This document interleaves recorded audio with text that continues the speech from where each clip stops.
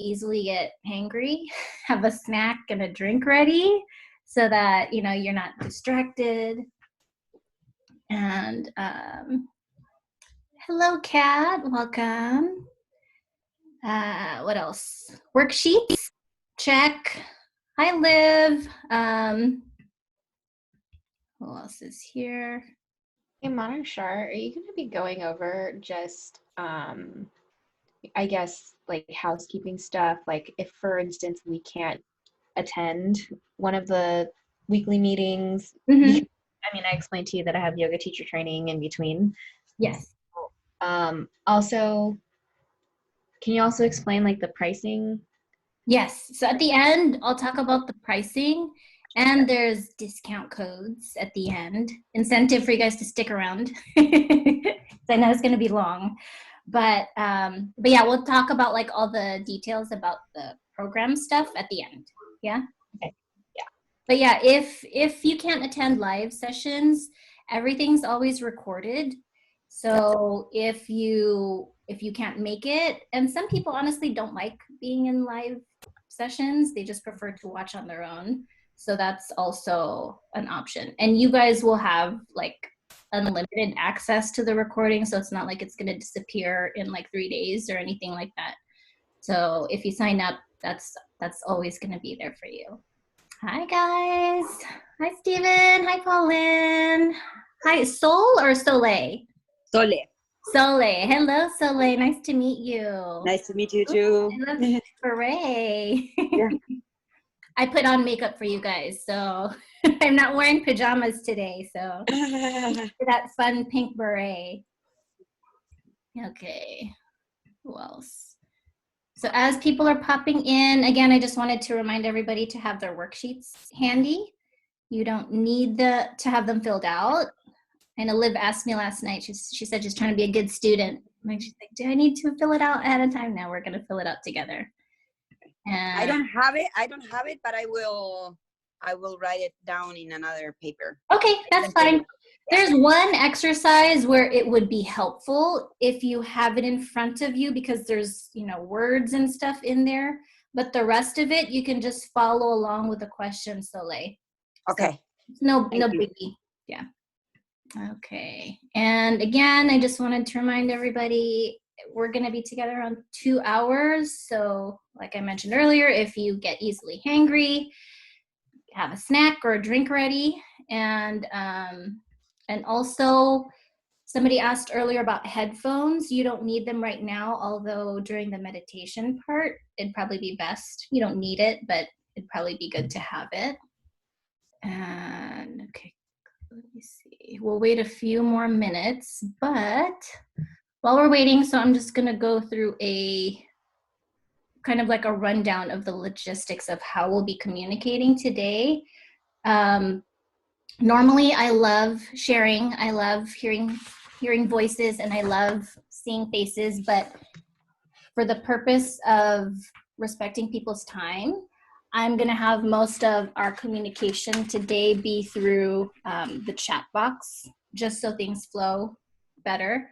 And then at the end, when we're done with all the stuff that we have to cover, then we can do the sharing part. If you have any more detailed questions, then we can go back to like video and talking. And also, let's see. So most of you guys, I think, are on your laptops or computers. So if you guys want to go ahead and pull up your chat box and just type in yes if you can hear me and see me clearly, because I was having issues with like sound problems the other day. So, okay, good. And also, since again, technical issues seem to be common when using Zoom these days, if you start to hear me lagging, like with the sound, or the sound goes away, or I freeze, type in the chat box too, because sometimes I keep talking, I don't even realize that, you know, there's issues. So just kind of flag me, give me a heads up if you guys have trouble hearing or seeing. And let's see, okay, snack check, drink check if you guys need one. Worksheets, if you guys hopefully have them handy or have them accessible. Hi, Georgia. And what else? Phone check and device check. This time together is for you guys. So I just want to make sure that you guys are adequately resourced and kind of set up so that you can have this time to learn, undivided attention, and not be distracted. Even though there will be a recording later, you know, when you interact with this material, hopefully you'll be as present as possible. So if you can, either turn off your devices, turn off other windows, turn off your notifications. And okay, let's see. I don't know if there's more. There's a few more people are signed up, but I'm gonna go ahead and start again, just to honor people's time. And also another thing for the meditation part later, you don't have to be in that comfy spot already, but for the meditation, if you like to have blankets, pillows, candles, crystals, or whatever supports your relaxation, you can have that ready for later as well. And okay, hello, Hannah. But Hannah was here earlier. Okay, let's see. Okay, so again, we're just gonna go ahead and start. So I'm going to go ahead, like I mentioned, I'm going to mute everybody. So we'll be using the chat box here. So let me go ahead and, if you guys can mute yourselves, if you haven't already, thank you. And if you want to leave your video on, that's cool. If you want to turn it off, that's cool too. Okay, hold on, we have one more person hopping in. Hi, Amy. Okay, we're about to start, Amy. So just want to make sure you guys, again, just to run through worksheets, snacks and or drink if you need it, devices and or other windows, applications, distractions off. If you have kids or a dog, lock them up in the closet and keep them quiet. We'll check on them later. We'll take a break to check on them later. Okay, so let me go ahead and start. Hi, Marisa. Okay, so for those of you who are popping in, we're about to start.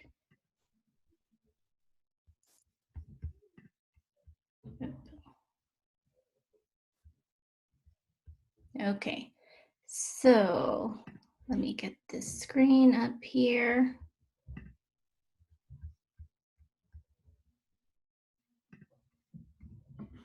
Can you guys see the screen?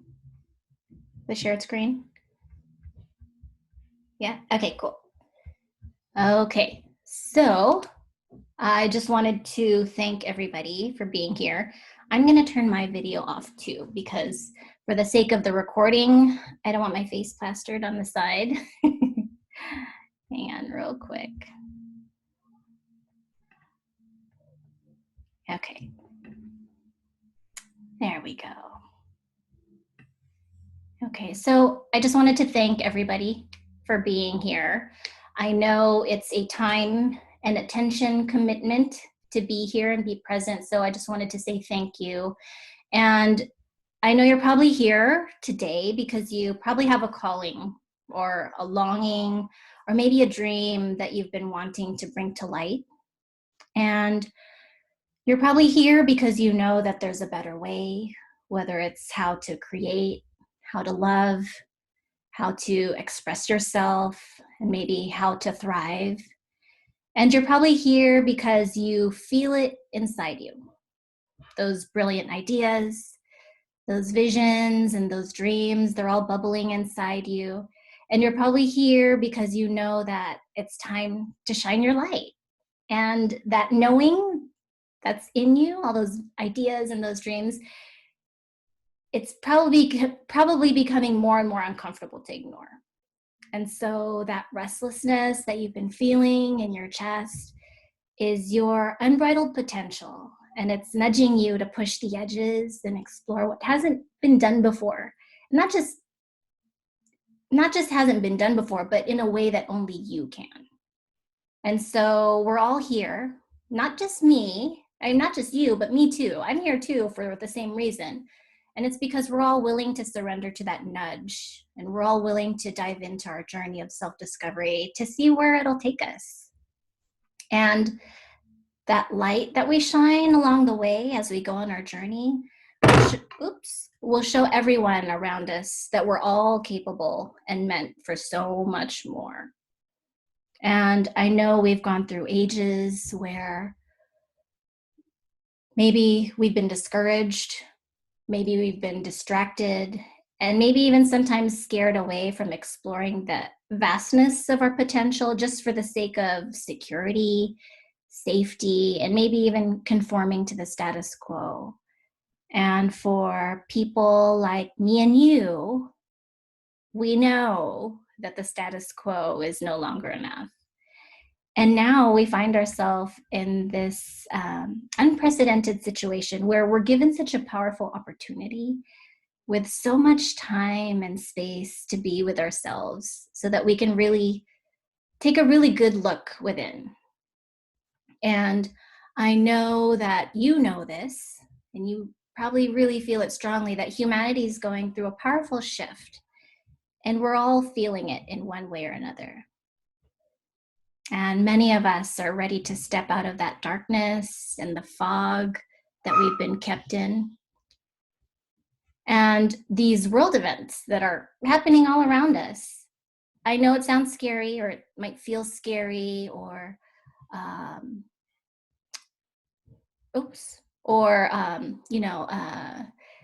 it might feel like a barrier to our growth. But these world events are literally shaking us up to show us, and again, literally, that the box, these walls that we've been taught to stay in, is no longer big enough to contain our awareness of ourselves as divine beings and full of potential. And so when we tap into our true connection and our true nature as divine beings and allow spirit to move us, we become divine agents of change. And when we light up the world with what lights us up, not only do we come to life, but we also light the way for others around us.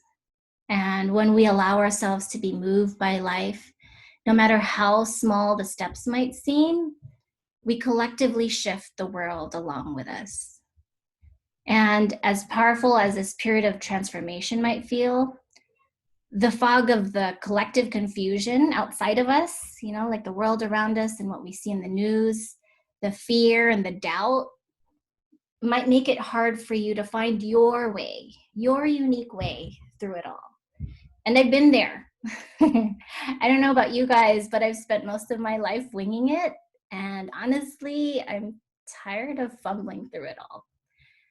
But through that fumbling, we found ourselves here together. So I'm grateful for that.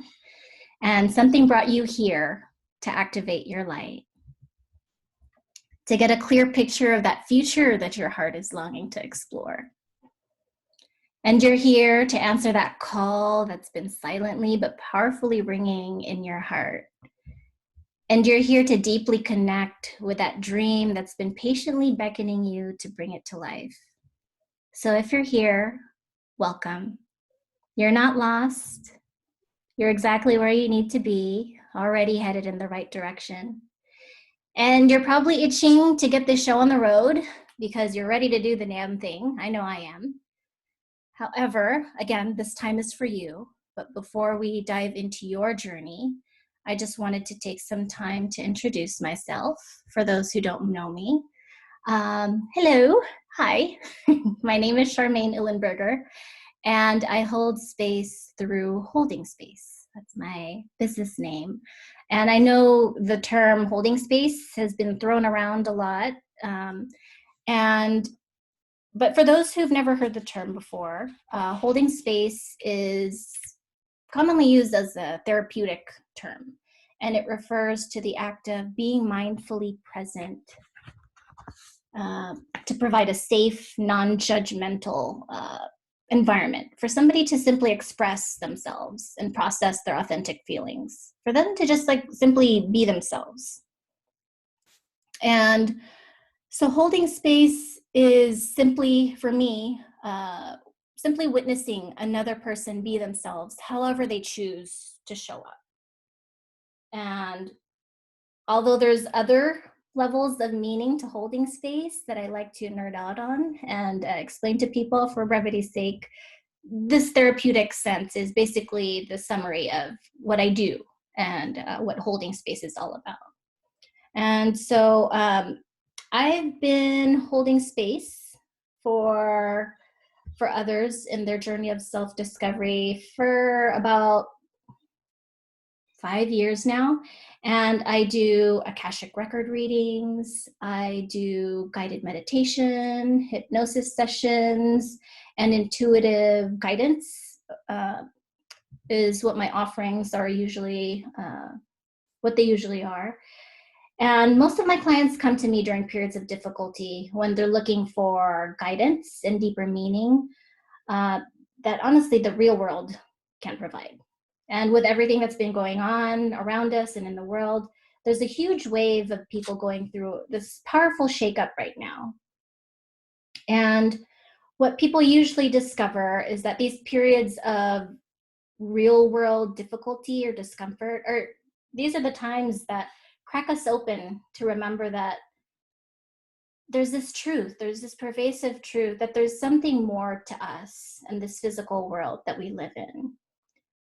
And this discomfort, even though it feels uncomfortable and sometimes painful, this discomfort is an invitation for us to explore and connect with the divine, whether you want to call it this energy, God, source, creator, universe. For me, I refer to it as the divine. But it's basically this energy or consciousness that creates, experiences, explores, connects, and loves through each one of us. And my capacity to hold space, or my magic, quote unquote magic, actually, it developed through the discomfort of very real world experiences. So sorry to disappoint you. I am not one of those people with cool stories about seeing energy, hearing spirits and angels, or seeing the future.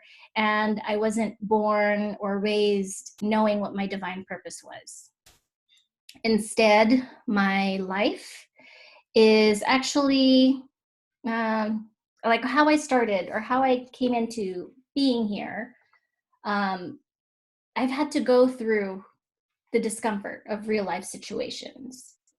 And it's through these real life challenges looking back, it's what helped me shed my layers and led me to a deeper experience of the divine within and all around me. And it's these real world struggles that became the lessons that I had to work through to gain experience so I could eventually help others connect with the divine within themselves and help them find their own way through this world.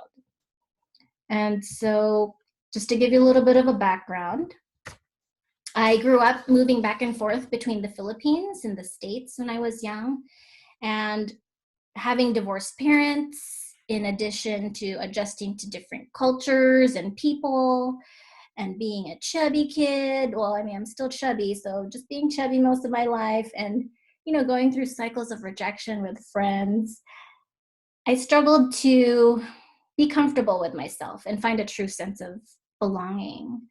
And as I became a teenager, I tried all the things. I tried boys, drugs, working out, not going out, doing well in school, not doing well in school. Basically, I tried all the things to find the right formula to get people in the world to like me. And looking back, all I really needed was to really look within to find a sense of direction and strength within myself. And all of this experimentation led to me getting pregnant at the age of 19. And as much as my family made me feel like I was making the biggest mistake of my life, I went against everybody's advice and I decided to go through with my pregnancy. And this was the first crossroad where I felt powerfully connected to that, that compass in my heart. And that was pulling me towards my truth. Even though I couldn't name it or identify it at the time, there was this powerful feeling within me that even though I had made an appointment to have an abortion already, I canceled it last minute and decided to go through with this pregnancy. And so that truth that I felt, it wasn't intimidating. It wasn't pushing me out of fear. It wasn't a voice of guilt that was telling me that abortion was wrong. And it wasn't a voice of rebellion either. Like I wasn't just doing it just for the sake of pissing people off. It was just a simple but powerful inner knowing telling me that this was my way. And so I listened to that voice inside of me, even if it meant making waves. I let it lead me, even if it led me in the opposite direction that everybody was telling me to go. And I trusted that connection, even if it meant getting kicked out by my family and letting go of the connections that supported me up until that point. And honestly, I was scared shitless. I was scared. I didn't know how I would survive, how I would make it through. And I couldn't see the path ahead of me, nor how I would make things work. But I chose to lean in. And with the support of my partner at the time and his family, who's so awesome, we did everything that we could to figure it out. And basically trying to figure out how to be myself in the context of relationships, parenting, and just regular adulting kind of became my lessons over the next 20 years. And with each choice that I made, opportunities presented themselves, but it was up to me to make the most out of them. And so without much adulting experience, I did what I could with what I had. I went to school when I could. I went through an assortment of jobs to support myself and my family. And it wasn't until my late 20s, however, that I experienced like this profound and heartfelt connection to my healing path. I was working at like a marketing job, at a job that I was honestly getting tired of at the time. And I don't know how I got to this article, but I started reading an article about Florence Nightingale. And as I was reading it, I felt like my heart cracked open. And it was the feeling that I felt was a different feeling from when I decided to become a mom. But looking back, that heart cracking open feeling was another layer that cracked open, and it was revealing a different aspect of myself that I was ready to explore at that time. And so tears, as I was reading it, tears were just flowing. I was at a reception desk at the time and I'm crying. And, but there was just something that was like unlocked in me. And so in that moment, even though I didn't have any savings, I decided to become a nurse. I quit my job. I went back to school to finally get a college degree, and I busted my ass, but I was able to graduate and become a critical care nurse. And at that point, magic and spirit was still far from my mind. And over the next 12 years in the ICU, I was immersed in, highly charged, emotionally demanding situations that called for compassion, empathic communication, and supportive care. And, that was 12 years of dealing with death, patients in physical, mental, and emotional crises, worried and grieving family members, and stressed out coworkers. That's a big part too. Dealing with this on a regular basis stirred up like this deep well of compassion in me. And witnessing and handling those powerful moments of human vulnerability gave me the opportunity to actually put into practice the practical art of holding space. And I didn't know it at the time. It's not like I was consciously saying, oh, I'm going to practice holding space. It's just something that I found myself in. And it was healing for me and the people around me. And, you know, again, I was able to practice kind of being that comforting calm for my patients, family members, and coworkers, even in the most painful and uncomfortable situations. So I went through that. And then my compassion and my appreciation for the transcendence of death deepened even further when I became a patient myself. So after I gave birth to my second child, my daughter, I hemorrhaged really bad and I almost died. And even though I had a near-death experience, that situation didn't come with any magical experience, no magical insight or spiritual revelations happened. It honestly left me with more questions. And despite all of this profound real world experience, up until that point, my spiritual awakening didn't come until later. And it might even, if I tell you guys, it might even seem shallow or really trivial. But there was a period of my life in my early 30s when everything seemed to come together so perfectly. You know, being chubby for most of my life, that period of time, I lost weight. I had all this energy in me. I had this, I don't know, there was just this something, like this spark in me where I felt so full of life. I woke up every morning, like literally with a smile on my face. And I felt like sunshine was blowing out my ass. You know, like I felt that sparkly. And that feeling lasted for maybe about a year. And then one day when I was working out at the gym, my purse got stolen. And when my purse got stolen, that I felt like whatever that flame was, that candle, that spark, I felt like it got stuffed out. So I lost motivation to do anything. My energy dropped. I gained weight again, and I felt so empty. And I struggled, and I tried everything to get that feeling back because I felt it. You know, I knew what that feeling felt, and I wanted to get that feeling back. And I spent like the next 3 years scouring through old pictures, old posts, old journal entries, again, trying to find this perfect formula to get my spark back. And so I did the things that people say you should do to get energy. I dieted, I quote unquote did all the healthy things.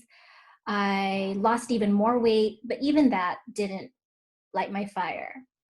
And I went to the other end of the spectrum, like, okay, if that didn't work, let me do drugs, let me drink, let me smoke, let me eat, and see if that'll do it. And honestly, it didn't do it either.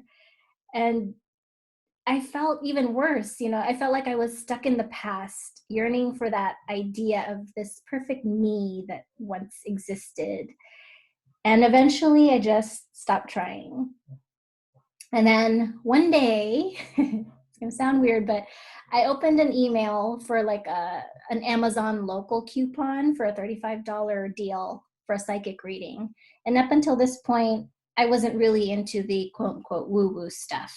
You know, I've always been into astrology, but not really much beyond that.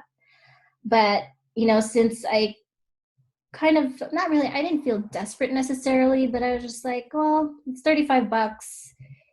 I didn't figure that was much to lose if she couldn't give me the answers I was looking for. So I scheduled a reading. And then we did the reading. Even though I was very skeptical of the information she gave me, I was like, oh, she could have Googled more than half of that information. But something in our conversation that day activated something in me. And so she kind of gave me tips to explore meditation and Reiki. And once I did, or after our session, all these what do you call it? Synchronistic signs showed up. And I felt like Alice in Wonderland as like another layer. I felt like another layer of myself was being revealed. And the world that I knew became this vast playground for me to explore. So I allowed my curiosity and my passion to heal others to lead the way as I dove into exploring energy healing. I learned Reiki, became a Reiki master. I explored my innate superpowers, and I really wanted to understand my intuitive connection.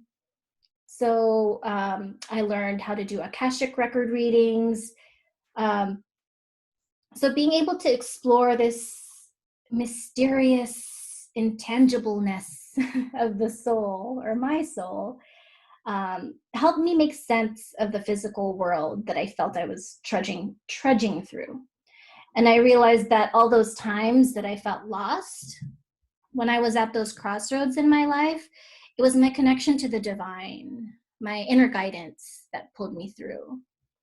But even with quote unquote magic, over the next couple of years as a nurse, a parent, and a partner, I learned that carrying the weight of trying to save the world was not sustainable, nor was it what I'm here for. So I began to feel like another growing discomfort in my chest. I was trying to do everything and be everything for everybody. I was trying to be a loving mom, a supportive partner, a hardworking nurse, trying to be a productive and successful member of society without leaving much room really to nurture my own needs and my own wants. I felt burnt out, and I felt burdened and resentful from trying to solve other people's problems. And I was becoming bitter that I didn't have enough left in me to honor my own dreams. So again, this was another crossroad I found myself in. And being a quote unquote spiritual being at this time, it felt selfish to want or to ask for a life of joy, ease, purpose, creativity, and abundance for myself. And it felt scary and maybe even a bit like a betrayal of my past, or betrayal to or of my past self, to want to give up all this security and level of comfort that I'd worked so hard to build for myself and my family over the years. And I knew there was a better life calling me forward, but I didn't want to fumble along anymore. So I wanted to use this knowing that I have of myself, these tools that I've collected. I wanted to actively collaborate with my guidance instead of just kind of blindly throwing myself forward. And so having this awareness of myself as a divine being, if you know that you are capable of anything that you put your mind to, why can't I just give myself what I want? And so I wanted to put all of this knowing, this vague feeling, vague sensation, vague nudge of intuition. I wanted to be able to use it in a practical sense. And so I used the multidimensional tools that I gathered over the years that I had in my handy dandy toolkit. And I used that to kind of work through a process that helped me find my way to this new way of being that was calling me. And so having this process that felt like it was merging my intuition and kind of putting it in a tangible sense, helped me confidently give voice to my needs and give life to my dreams, basically. And it helped me clarify my intention so that I could take clear action and lean into my journey. And not just leaning into my journey, but it gave me confidence to lean into it with grace and patience instead of being like, okay, I did this thing, now where's the results? So these tools help me be patient with the journey and have grace for myself. And it helped me persevere through my doubt. And it also helped me find what I needed within myself and to give myself and become exactly what I needed. So in this path, in my path to heal myself and realize my wholeness as a divine being, I've learned that true healing doesn't come from others. It can only come from within. And so using the system that eventually became the Lighthouse Program, I now have a job that supports me as I joyfully put my gifts to use and without feeling burdened. So that's the key, without feeling burdened. I feel purposeful in what I choose to do, the work that I do through holding space and in my quote unquote real life job. I help, I feel purposeful being able to help others empower themselves to be the creative navigators in their journey of healing and self-discovery. And I now have the flexibility and the flexibility of time and resources to be able to decide when and how much I want to work so that I can make time and room for the other areas of my life that need to be seen. I have creative outlets and I feel tapped into the flow as I explore all the ways that I feel passionate about holding space. And more importantly, this process gave me a more tangible, a more practical and conscious way of connecting and embodying my divine guidance. So going through all of that for myself led me to help others tap into their own awareness and capability as divine creators of their own experience. And finding my way gave me a process to share with others so that they can find their own divine way too. And it's my belief that we're all divine creators in our own right. And each of us is fully capable in our own beautiful and unique ways once we really tap into our true nature. And saving the world doesn't come from the burden or from carrying the burden of others. It comes from exploring, expressing, and embodying our gifts and our full potential as divine creators. Because when we do that, we not only are we doing it for ourselves, but in doing that, we also encourage others to tap into their own gifts, to tap into their own fullest potential as well. It's like a chain reaction that creates like this massive shift that can change the world.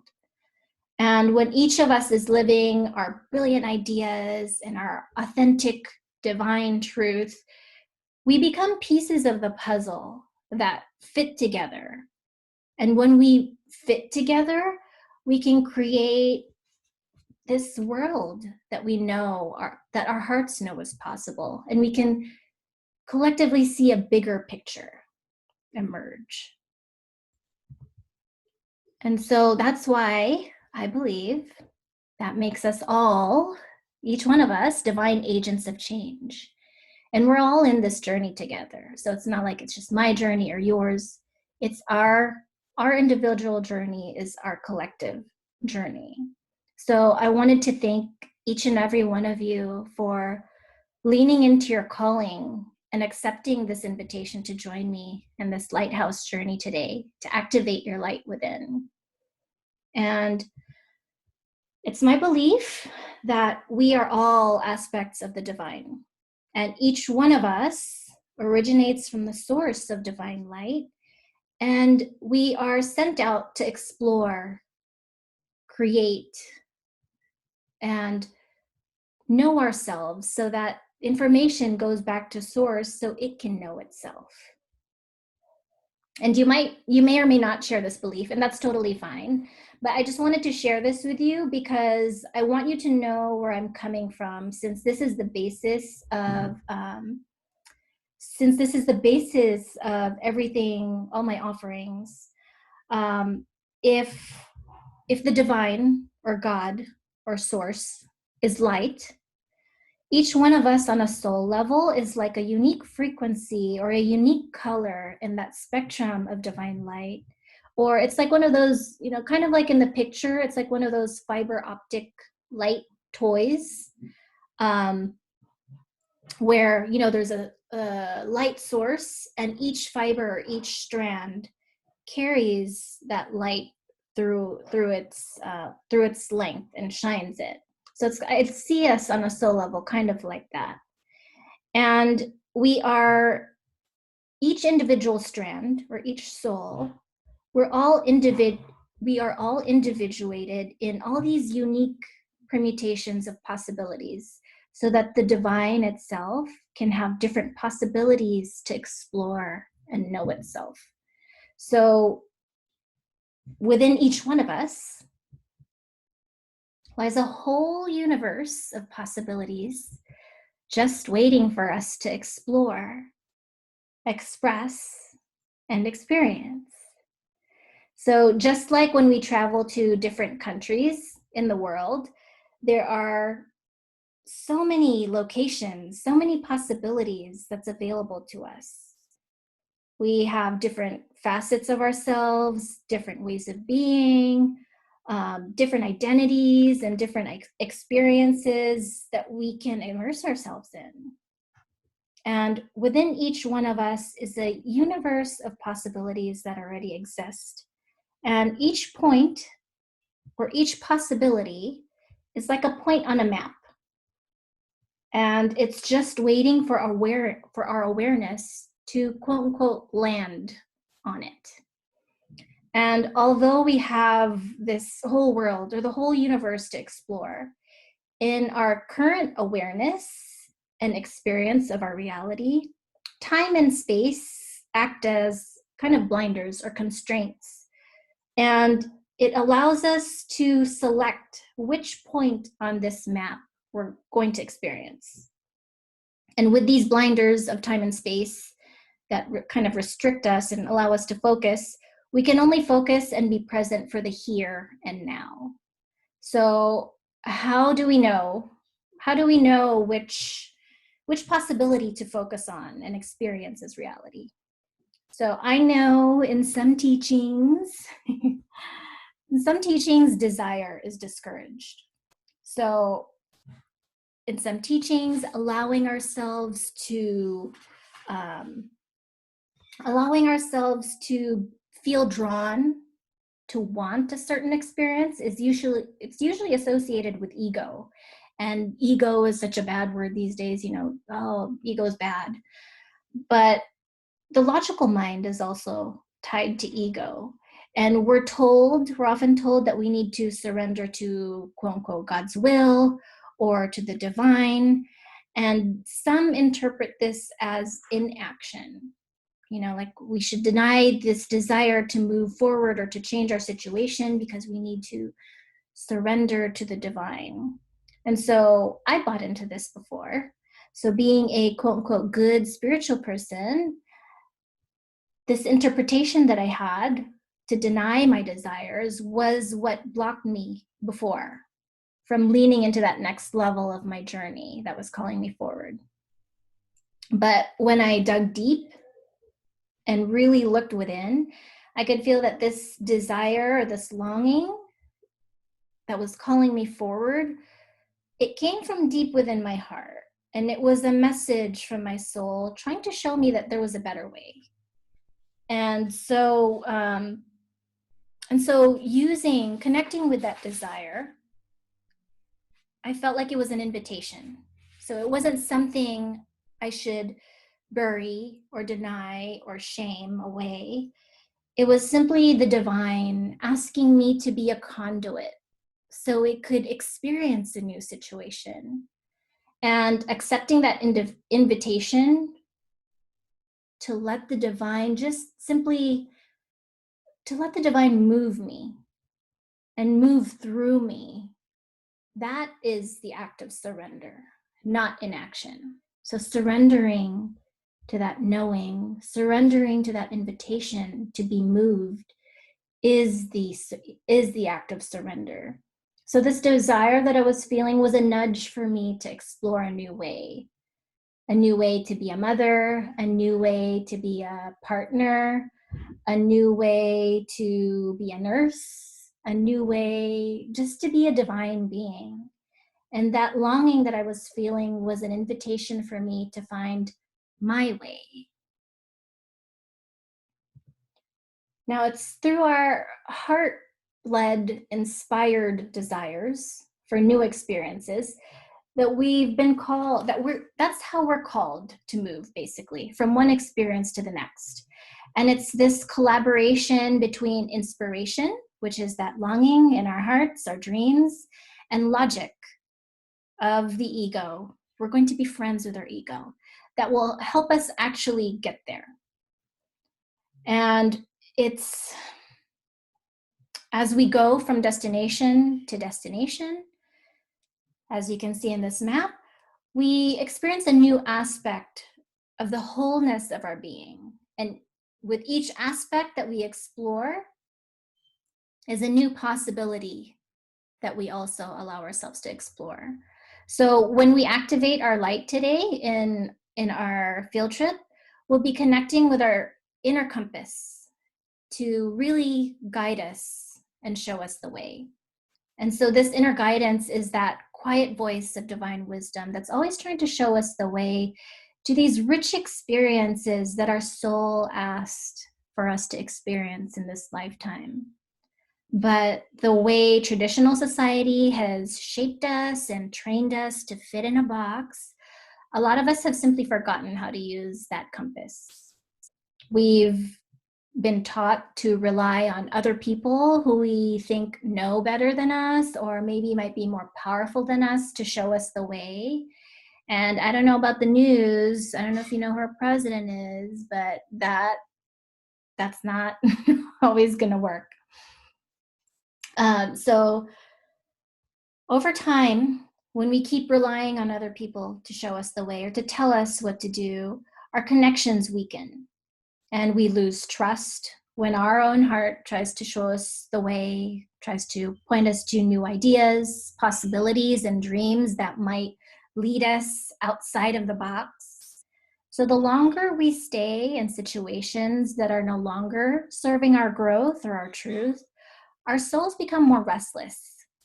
And that discomfort that's, trying to nudge you to move, if you keep ignoring it and ignoring it, it'll get more and more uncomfortable until it becomes pain, or it might become disease.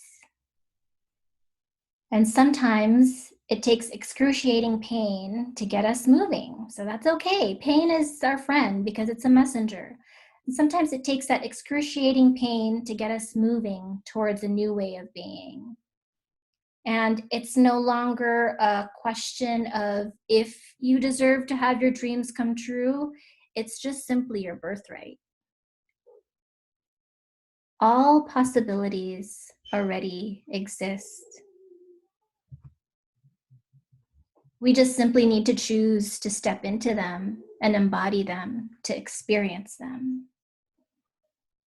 And as divine agents of change, these possibilities, these new ideas, and new ways of being, whether they're big or small, like you don't have to be Oprah. You can just be an awesome mom. You can just be an awesome friend. And that could be the gift that you have to share with the world. But these new ways of being, communicating, expressing, loving, sharing, these are exactly the changes that humanity and the world needs. Humanity is ready to step into its fullest potential, and it's calling you to help bring it into being. And it's calling you out. It's calling you out. It's calling you out to become the change that the world needs, because you are a divine agent of change. So today, we're going to go on a field trip to activate your light. And we're going to tap into that heart-led inspiration. Yay, field trip. Okay, so if you have never heard of the term field trip before, it's what I call my style or my method of guided meditation. And if you couldn't tell from the photos from the slides earlier, I love being outdoors. I love nature. I consider it a powerful gateway for me to connect with and experience the divine. So I incorporate a lot of this imagery in my meditations. And this type of meditation is a practice. The reason why I call it field trips, it's a practice for you to be fully engaged and present in your senses and in your feelings, not just in meditation, but in your everyday life. So the reason why I do that is because your senses and your feelings are powerful messengers between your mind, your body, and your soul. And society has kind of taught us to numb our senses and our feelings through distractions, eating, alcohol, drugs. And so re-engaging, being present to these emotions, these senses, and these feelings allows us to connect with the messages of the divine. And so in this field trip, we'll be connecting you to your inner compass, your heart. And we're going to activate that light in your lighthouse so that you can clearly connect with your next destination, your next possibility that your heart is longing for you to explore. And so not to give you a spoiler, but we're going to be looking into the future. And I know that time is so weird these days. I know me, I don't know what day or time of day it is anymore. So 3 months from now seems like a really long time. Like I don't even know what the world is going to look like in a year from now. So I wanted to get your input on how far into the future you'd like to go on our field trip. So I'm going to pull up a poll here, if I can get it to work. Oh. Okay, I'm going to pull up a poll.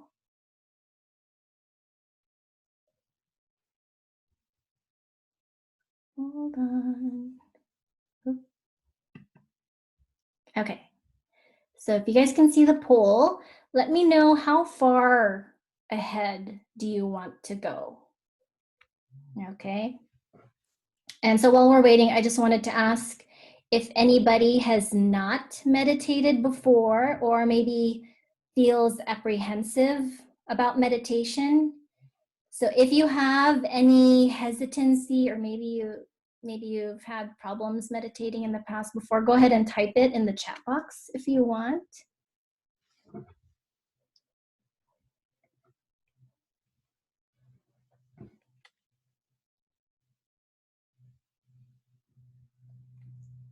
Okay, I think most people have voted. It's kind of a tie between, ooh, it's a tie. Okay. Some people want 6 months, 1 year. Oh, it's so close. Okay, I think there's just one more person, but okay. I think we're gonna go with 1 year. Okay, I think we're gonna go with 1 year. Unless that one person is gonna be the tie maker. Okay, let me see. Let's see if I can end this poll. Hold on.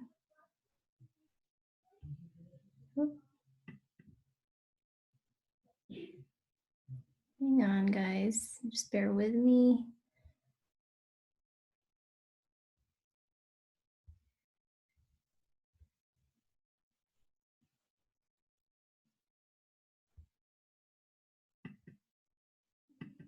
Whoop. Okay. So I ended the poll. Okay, I'm trying to figure this out. Hold on.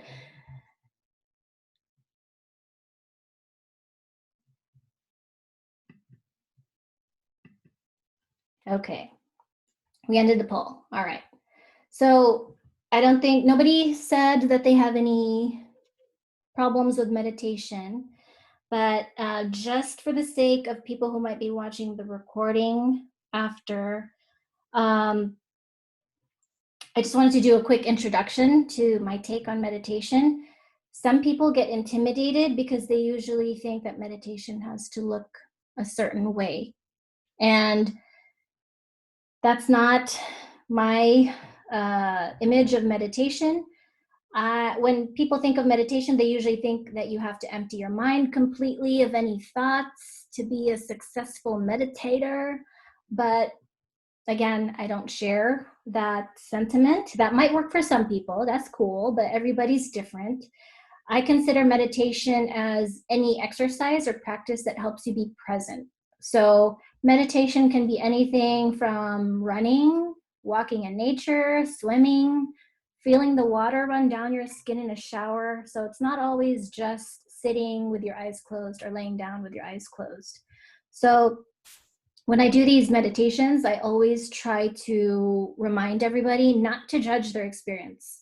Just because I use the term guided visualization or guided imagery doesn't mean that everybody will see pictures in their mind's eye.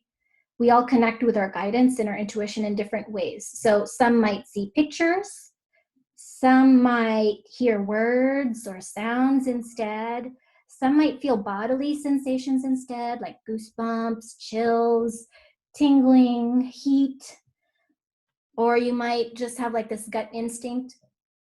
Or you might also feel strong emotions.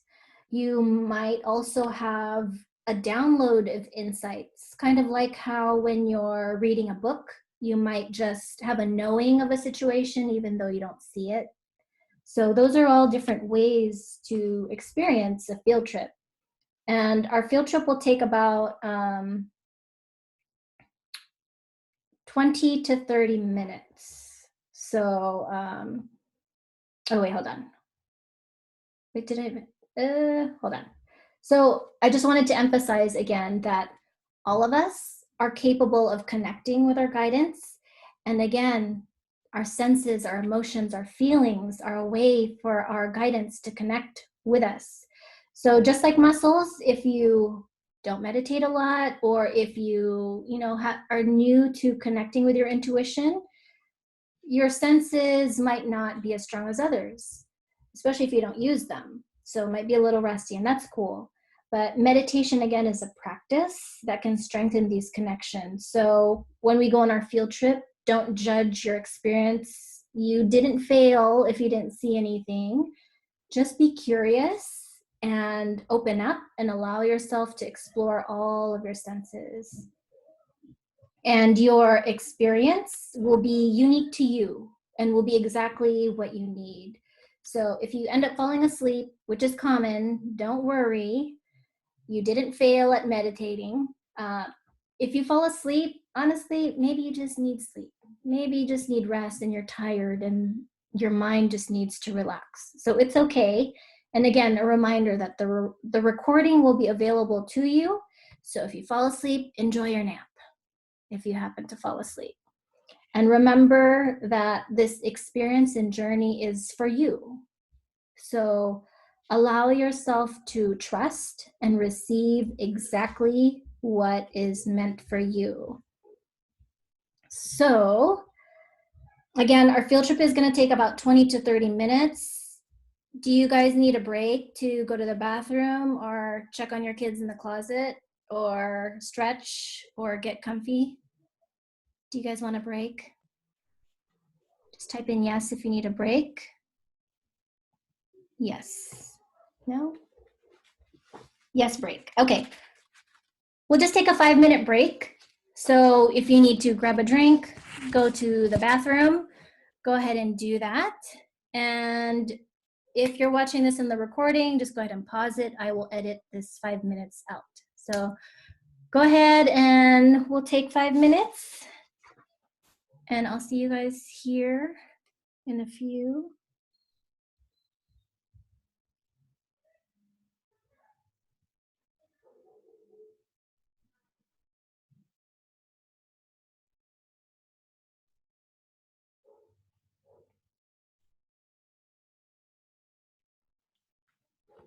Okay.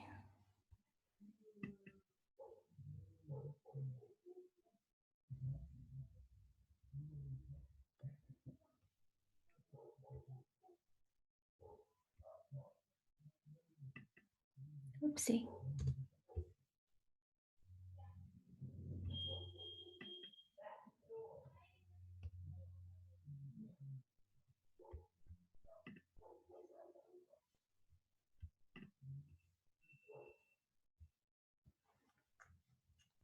For those of you who are here, you guys doing okay so far? So far, so good. Okay. Like just beautiful. Thanks, Sherman. You're welcome. You're welcome. Okay. How are you doing today? I'm good. I'm excited. Very excited.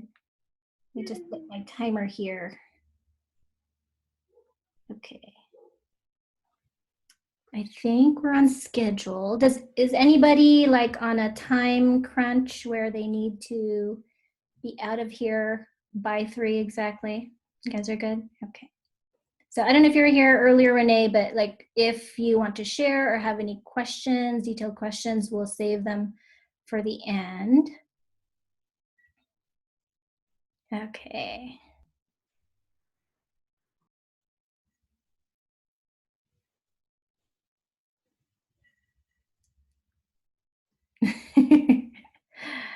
I know, no such thing as time crunch these days, huh, Georgia?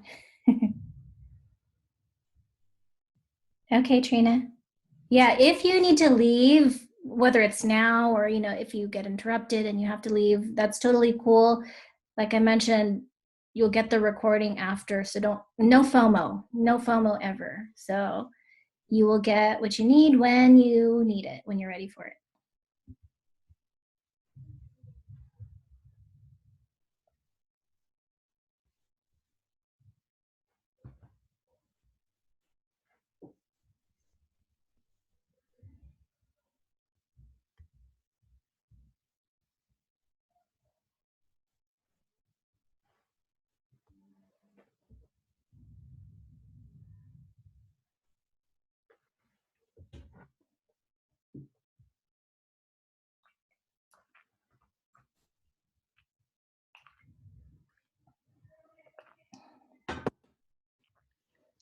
Does anybody have any questions so far?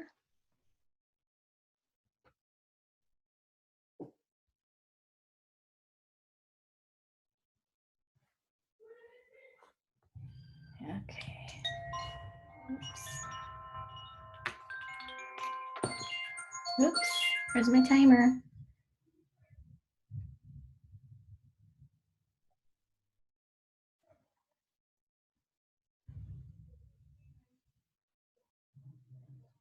Okay. Is everybody back? Okay, Erica's ready. Dorothy's ready. Steven's ready. Okay. Alrighty. Do you guys have your comfy spot set up? If you want to, you can use your headphones. That'd probably be better, but not necessary. Let me just get an idea of where we're at in my notes.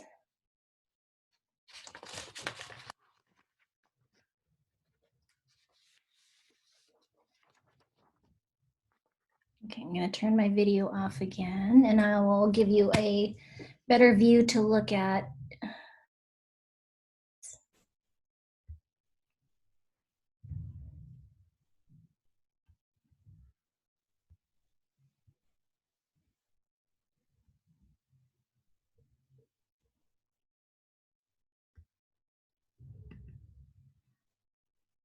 I'm just going to tell my honey to turn off his video game downstairs or mute it because I can hear it. Hold on. Sorry, they're a little loud. Let me just give him a call real quickly.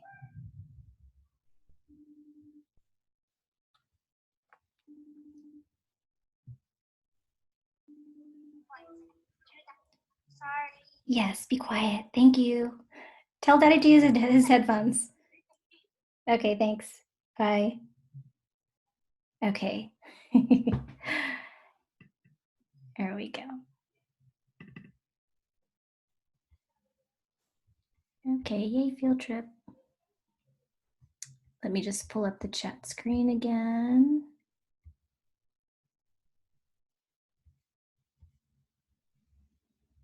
Oh, I just saw your comment, Megan. Thank you.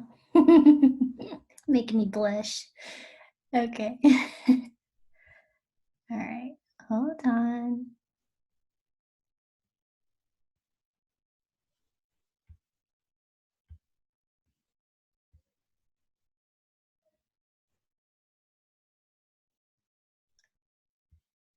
Let me play it here.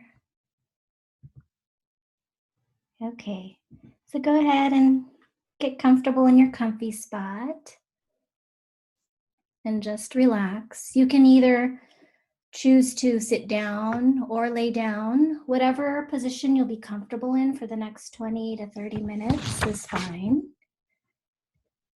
And just go ahead and close your eyes and just relax. And if you're new to meditation, just know that it's normal for your mind to wander. It's normal for you to have the urge to fidget. That's okay. Try not to judge yourself. And just notice and be aware if you find this happening. And bring your mind back to your breath, keeping yourself present in your experience. And if you feel the urge to fidget, it's okay. Allow yourself to move and adjust and get comfortable again.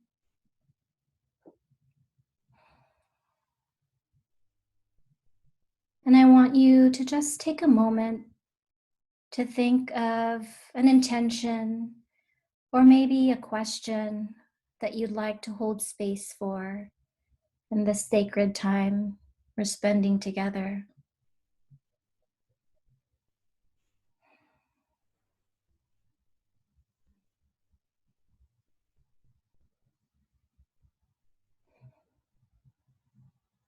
And once you've decided on your intention or your question, just hold it gently in your heart space.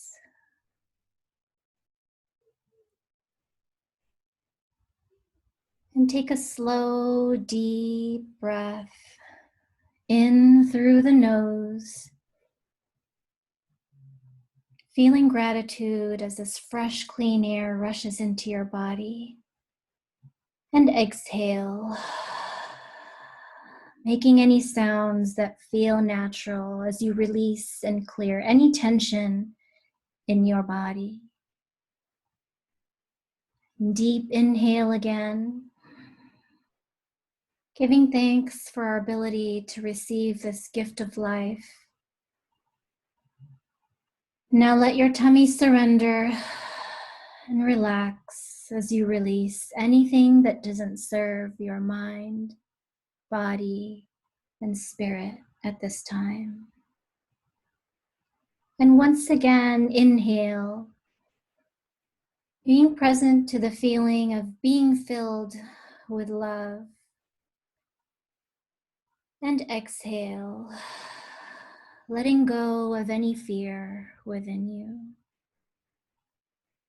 And on the next inhale, call in clarity. And on the exhale, clear any lingering doubt within you. And on the next inhale, feel yourself surrender. And on the exhale, feel yourself releasing any expectations for your journey today. And just breathe.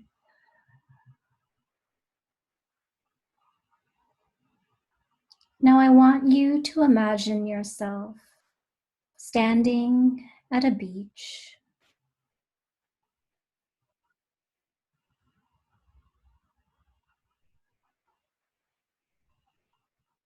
And as this picture begins to form in your mind's eye,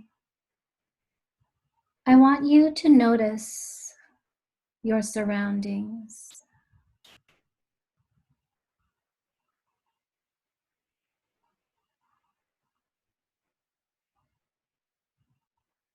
Notice what sounds you hear around you.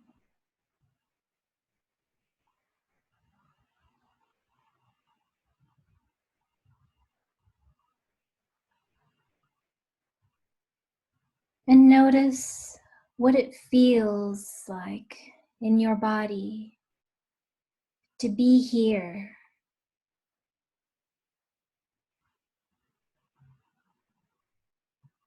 Do you feel the breeze blowing past you?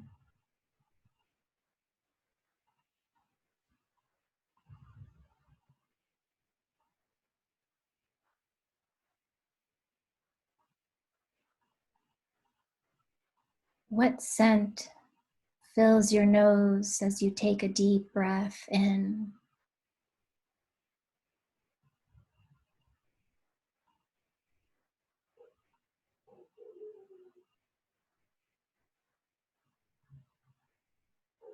And as you look around you, you notice that up ahead is a winding path leading uphill.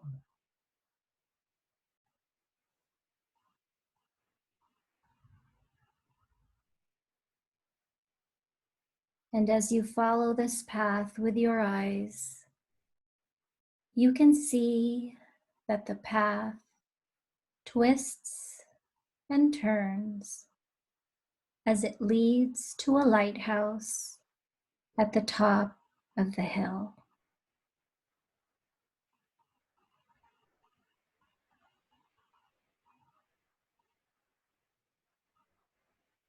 I want you to see yourself starting to walk up this path, feeling your body sway from side to side as you take each step.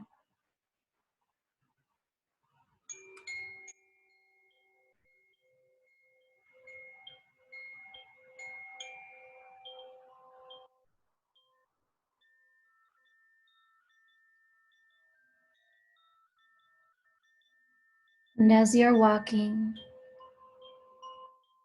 take a deep breath in through your nose and notice what the air smells like.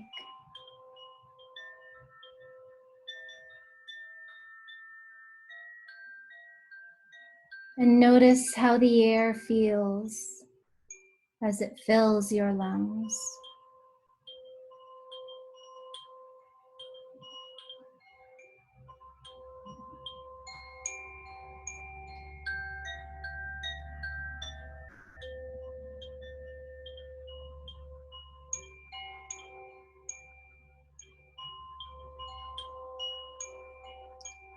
And see yourself continuing to walk up the path, noticing what your surroundings look like along the way.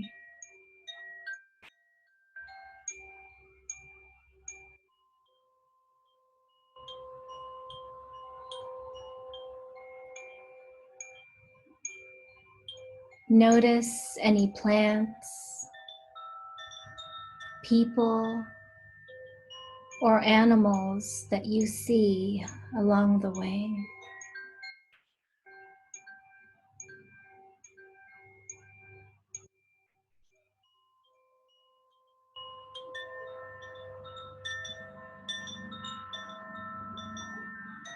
And notice the rhythm of your body as it sways from side to side as you continue along the path to the lighthouse.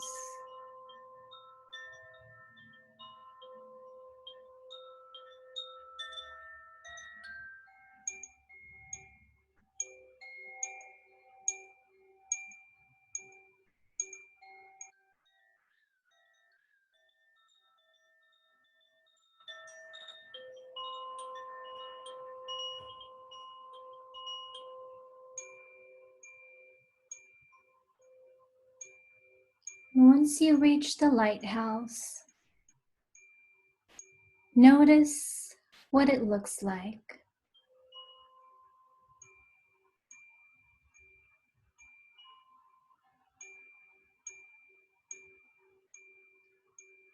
see yourself walking around the lighthouse until you find the door.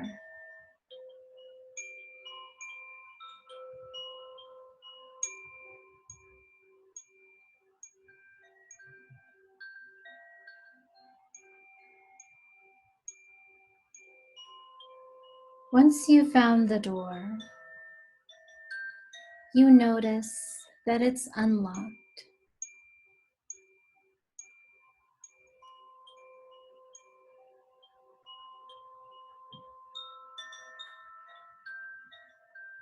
See yourself opening the door and walking in.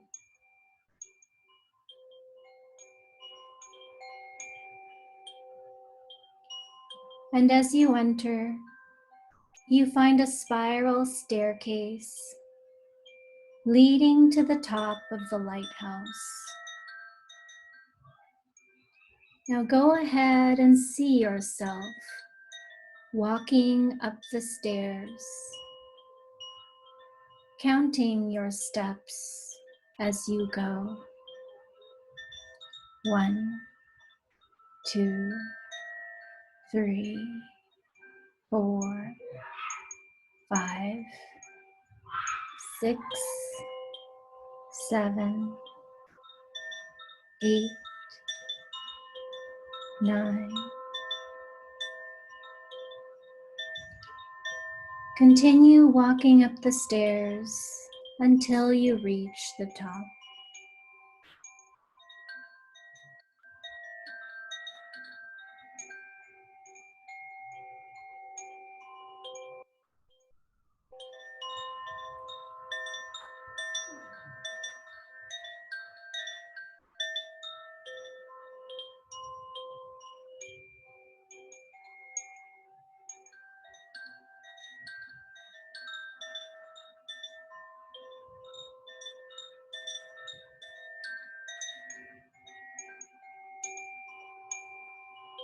And as you find yourself at the top of the lighthouse, take a moment to look around and notice what you see.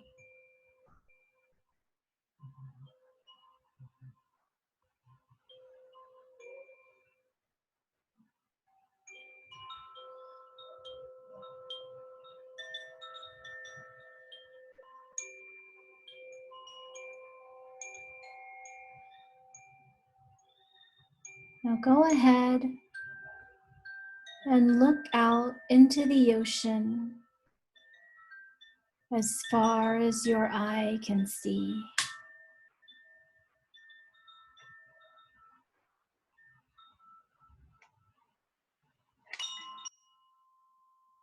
Now take a deep breath in and feel a warmth as a golden ball of energy activates in your heart space.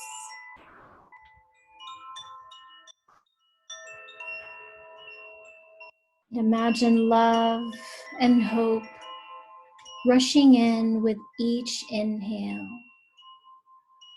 surrounding the intention or the question that you're carrying in your heart, and expanding that golden ball of energy all around you.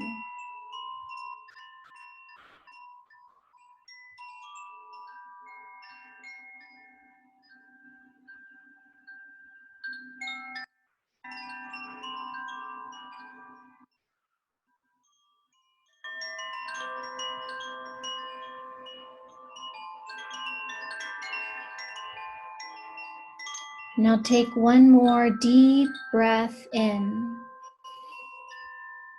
and exhale, picturing the overflowing golden energy rush out into the world,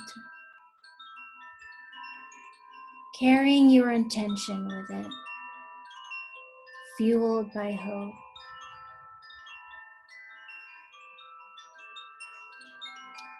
And you can see this golden light projecting forward as far as your eyes can see.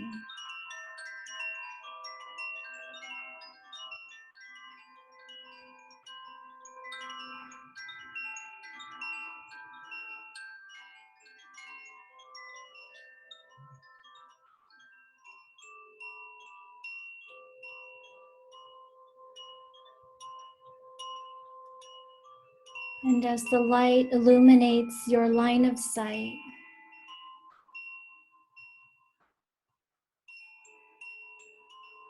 a clear picture or a clear knowing begins to emerge.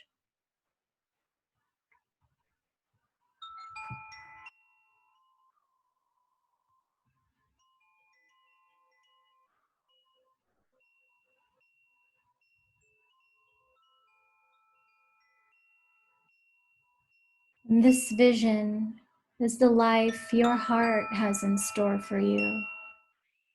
1 year from now, if you freely follow your heart's path of hope, illuminated by your divine light.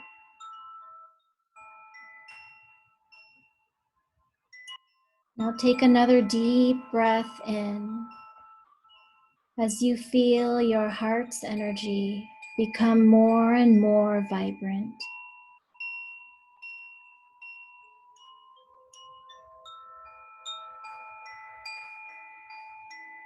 And on the exhale, simply allow clear knowing, clear vision, clear feeling, and clear sounds to inform you as you open to receive the vision of what lies ahead for you.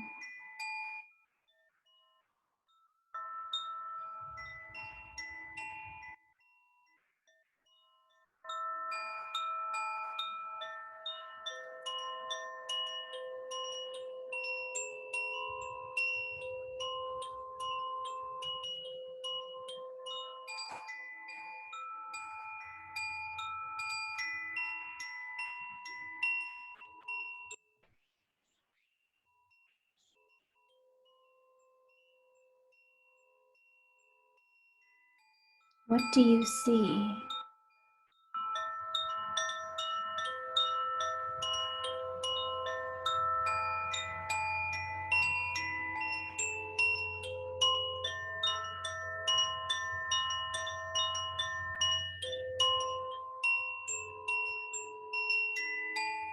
How are you actively sharing the divine gift of you?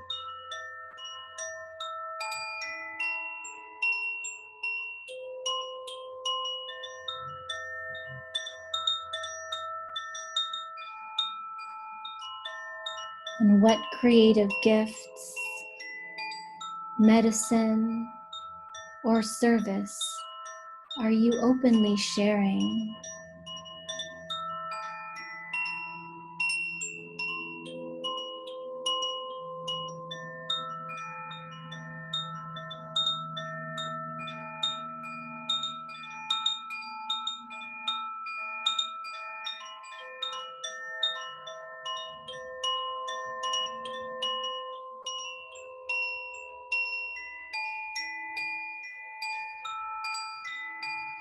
And who are the people that you're serving or sharing with?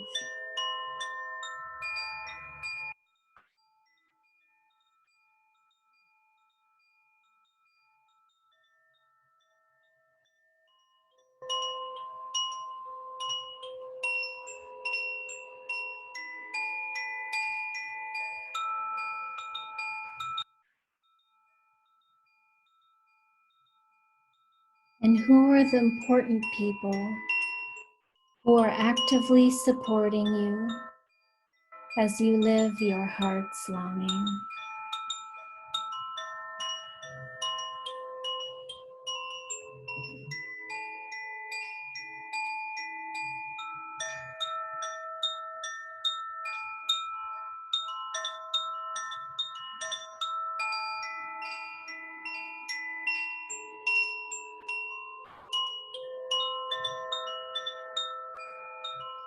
Now I want you to see yourself in the act of sharing your gifts.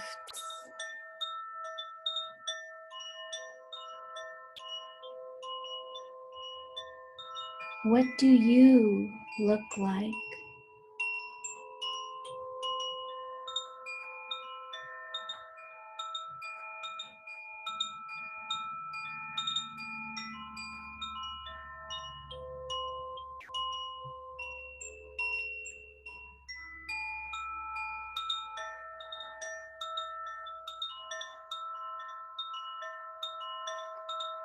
And ask yourself, what was the biggest barrier you had to overcome in order to get here?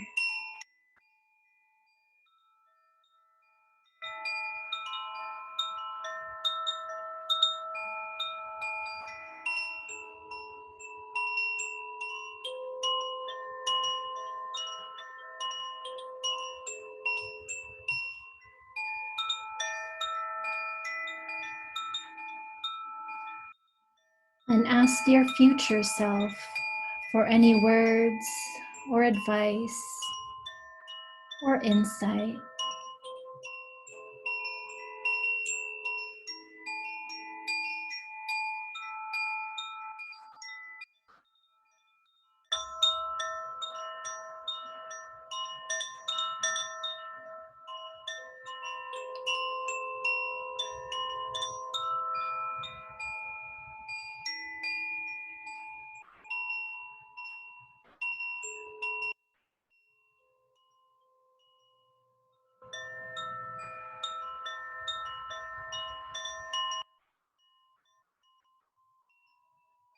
And as the answers become clear in your heart,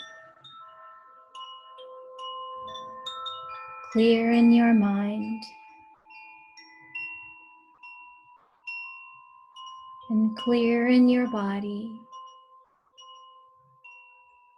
give gratitude to your guidance for the insight it's offered, knowing that you can access this wisdom through your heart space at any time.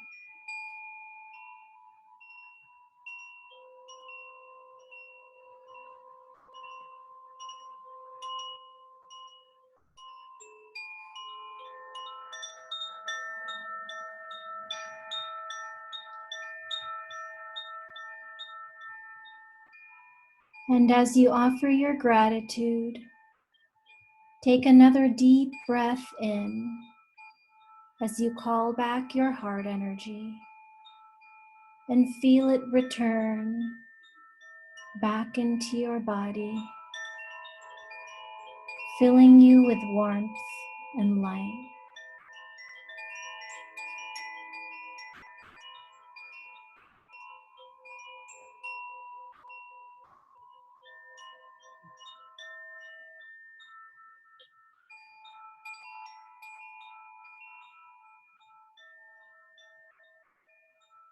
Now go ahead and turn around and make your way back down the stairs, back out of the lighthouse, and back down to the beach.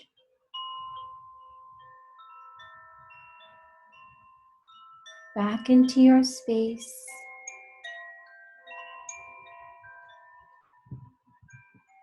and back into your body.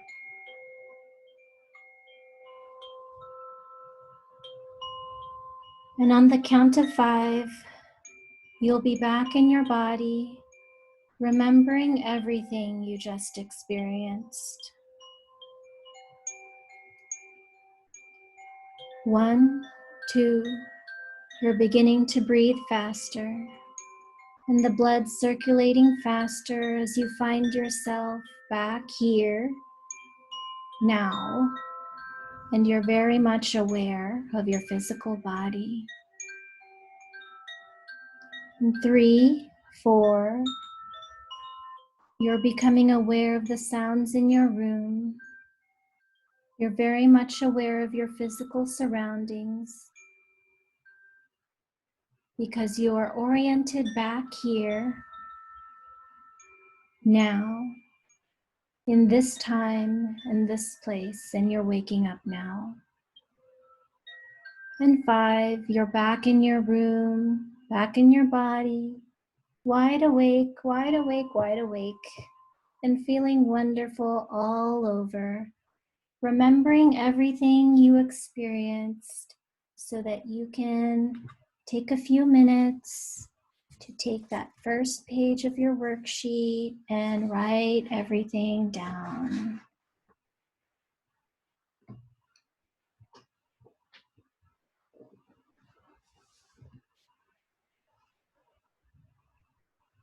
So I'll give you guys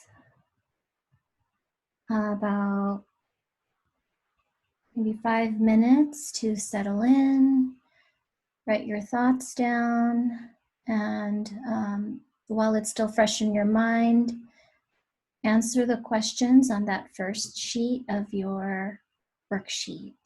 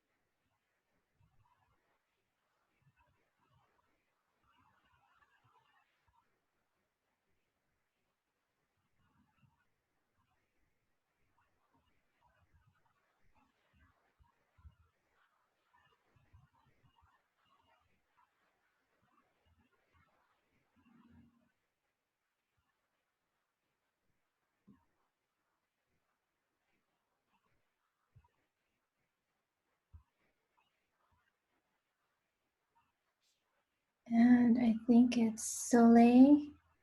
Or if you don't have your worksheet in front of you, or if you didn't print it out, these are the questions on the first page of the worksheet. So if you want to read through it and answer it.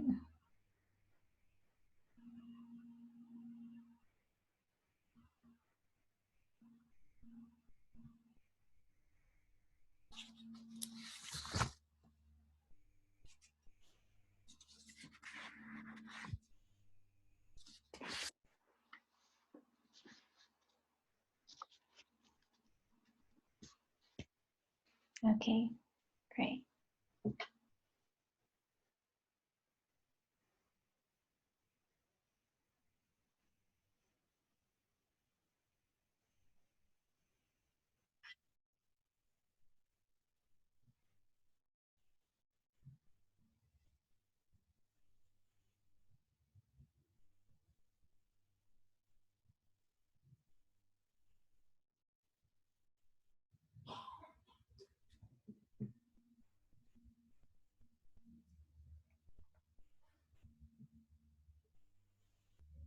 If you're done early or whenever you're done, just go ahead and type in done in the chat box.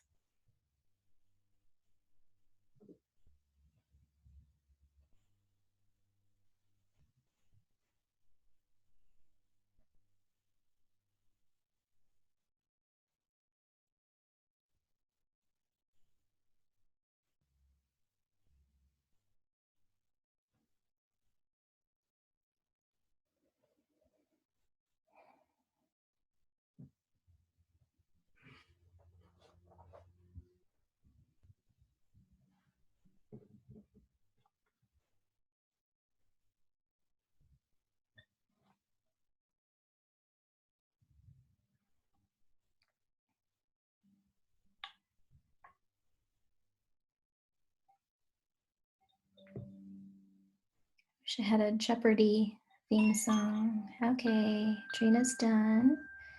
Jenna, just page 1 for now.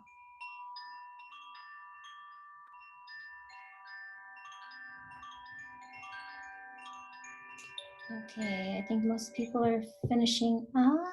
Okay. Awesome. Okay, so this first page, thank you. Okay, I think people are finishing up.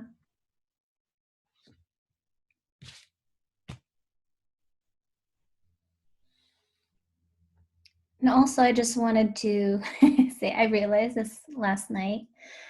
Just wanted to share a funny realization. Do you guys know the Care Bears? I felt like activating your light in the field trip is like a Care Bear stare. Just wanted to share that little tidbit with you guys. So these questions and okay,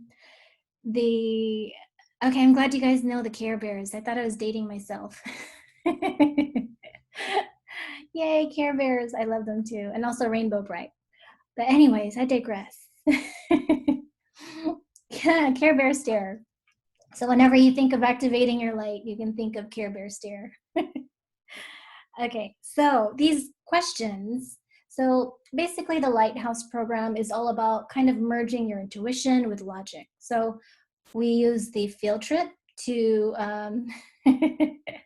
to tap into our intuition, right? Yes, gummy bears too. Yeah, so yes, that was the best. Okay, so the field trip helped you connect with intuition. That's the inspiration, right? That's kind of, I like to think of it as feminine and masculine. Our intuitive side is our feminine. And now we're going to, thank you, Soleil. So now we're going to incorporate the feminine with our masculine. And our masculine is more of our like logical, critical thinking side. So this first sheet kind of gives you a peek into your intuitive side. How do you connect with your intuition? So maybe later after we get through all the worksheets, I'll ask you guys if you want to share more in detail about your actual field trip experience and what messages you guys got. But for now, we're just going to go through the kind of like the basic questions. So these questions kind of give you a sense of how you best connect with your intuition. So the first question, we can expand on that later. But the second question is, what senses were activated or engaged in your field trip experience? So like I mentioned earlier, we have different senses that we can connect to our intuition with. So if you guys want to type in the chat box what your primary sensory engagement was during your field trip.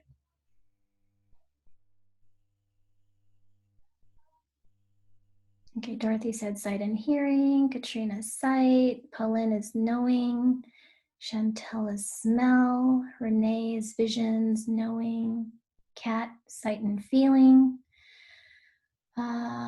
knowing, feeling, knowing, sight, hearing and feeling, knowing, awesome, feeling, scent.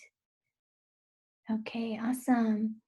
So those senses that were engaged is a clue to your clair senses. So clair senses, I don't know if you've heard of clair senses, feeling sense. Okay, good. So not everybody connects they connect to meditation in different ways. Some people have a hard time doing this sit down kind of meditation and prefer to be active. So you might have not experienced anything at all during the meditation. And that's okay too, because the following questions will help you connect with your guidance as well. But your whatever was present or active for you in your field trip is a clue to your strongest clair sense right now. So clair, if you had visuals, you're probably clairvoyant. Clairvoyant means clear vision. If you had feeling, bodily senses, you're probably clairsentient, where you connect with your intuition, with your feelings, body senses. If you're hearing things, sounds, words, whispers, you're probably clairaudient, which is clear hearing, and clear knowing. If you just, getting downloads of insight, you're probably claircognizant. So if you want to Google those senses and kind of explore what those mean, you're more than welcome to, but that's kind of a clue, to how you best connect. And like I said, all of us, like Liv said, she connected sight, hearing, feeling, knowing. We can connect with all our senses, but sometimes, one sense is stronger than the other. Some of us, all senses are engaged. So it's a matter of playing with it. And you can play with your senses even outside of meditation too. Like even just as you're walking around on your day-to-day, engage your sense of scent.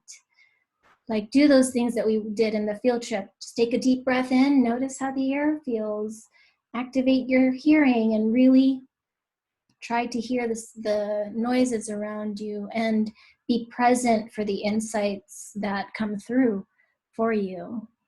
Let me start my video here. Okay, and let's see here. So the next one, did I skip a question? I think that's it, right? Hold on. Okay, so the next question. In 1 or 2 words, if you guys can type in the answer for this question too. In 1 or 2 words, how would you describe your journey to the lighthouse in your field trip? Was it hard, exciting, scary, uphill, adventurous, scenic?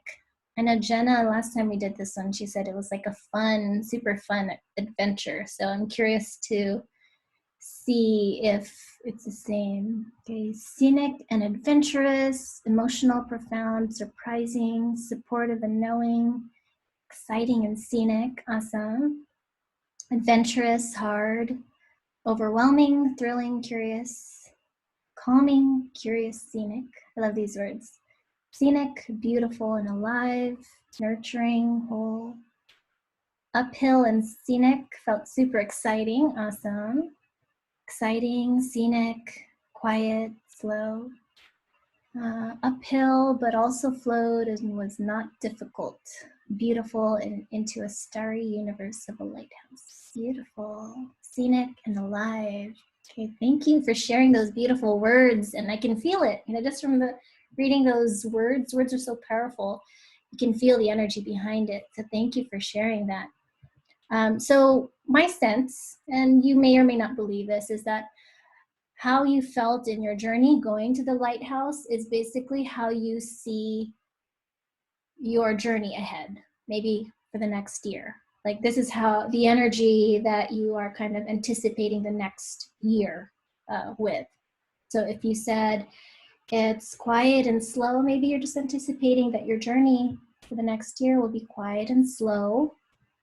If you're saying it's exciting and scenic, so you're feeling excited about this next year, and that maybe you're knowing that there's going to be a lot of insight or a lot of things to experience and a lot to see. Nurturing and whole, that sounds awesome. And Trina, overwhelming, thrilling, curious. It's okay to be overwhelmed, but it seems like you have the energy of the thrill and curiosity to carry you through. So thank you guys for sharing that. And then the next question is, did you notice any particular people, plants, or animals on your way to the lighthouse? So you can just type like a quick answer. If there's no people, that's cool. You don't have to type anything.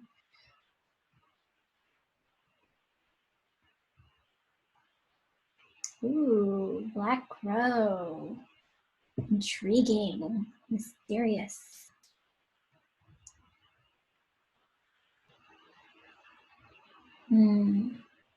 Wow, you had a crew, Katrina. Jenna, ooh, Lisa's hummingbirds, butterflies, the lush jungle, medicine woman in your life, beautiful. Daffodils, ooh, puppy. Okay, rubber plant leaves, mainly plants, people, green plants. Herbs, awesome, Pauline. Children, grandpa, beautiful. Flowers, hummingbirds. Ooh, hummingbirds are popular. Land caretakers, small bears, evergreens, plants, beautiful. Sister, nephew, and niece, your family support. Bunnies.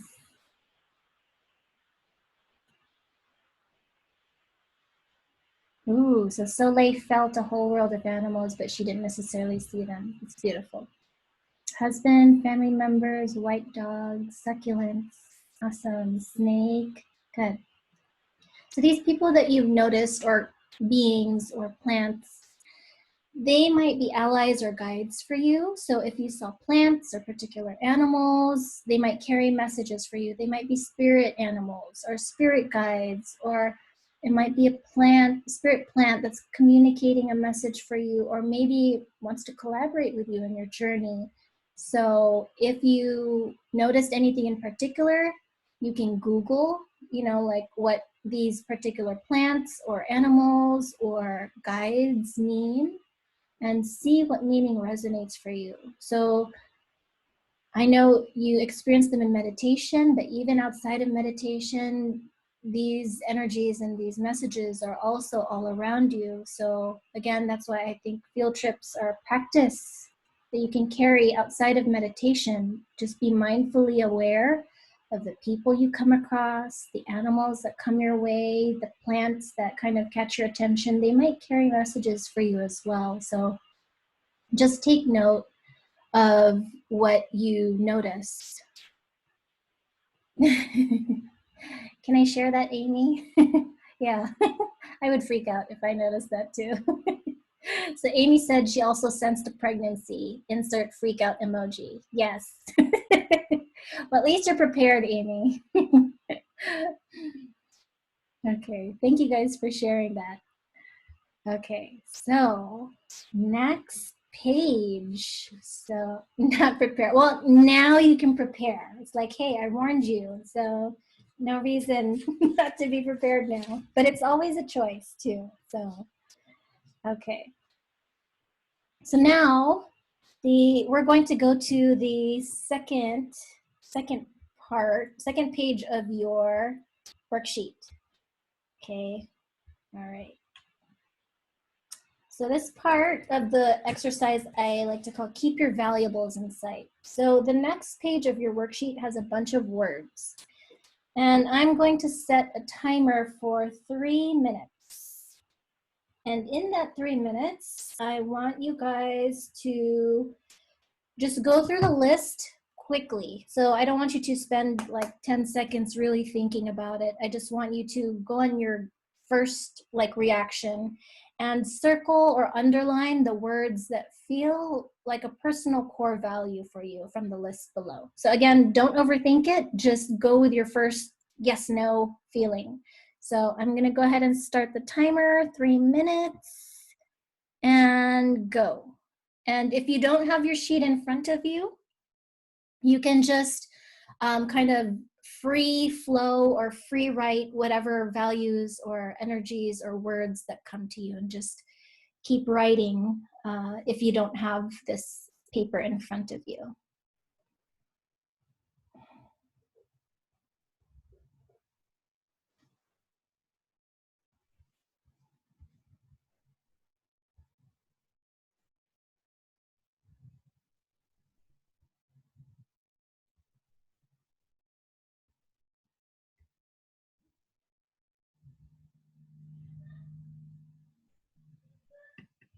Oops.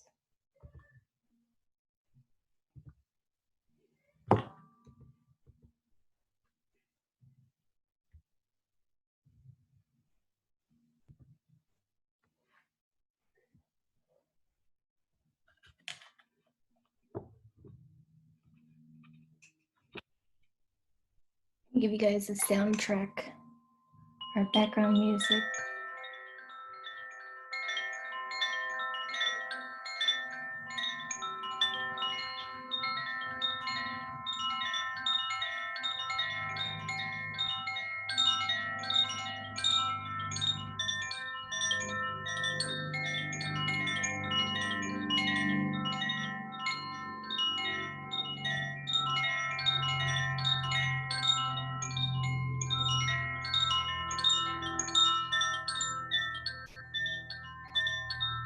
And also, if you have time, you finish early, and there's any values or words or energies that you think is a value for you that's not on the list, you can write it down as well.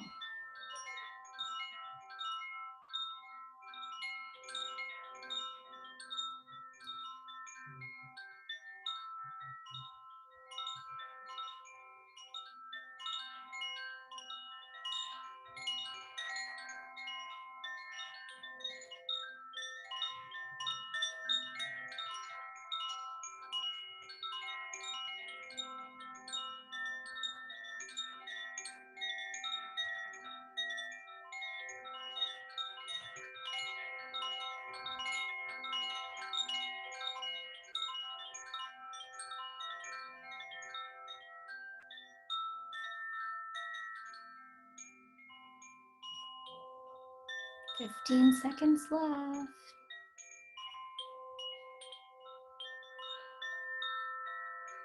And if you don't get to finish through all the words, that's okay. 2, 1, 0. Oops. Okay. That's loud. Hold on.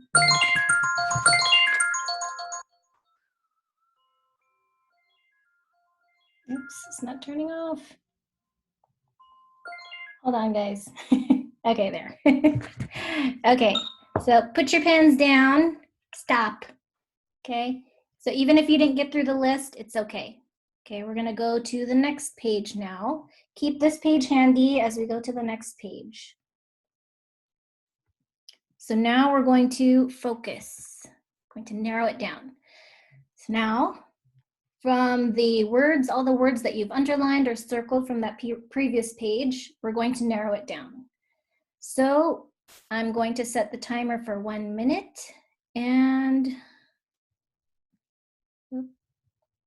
I want you to narrow down your list to 10 values, okay? So I'm gonna start the timer. Here we go. You have 1 minute.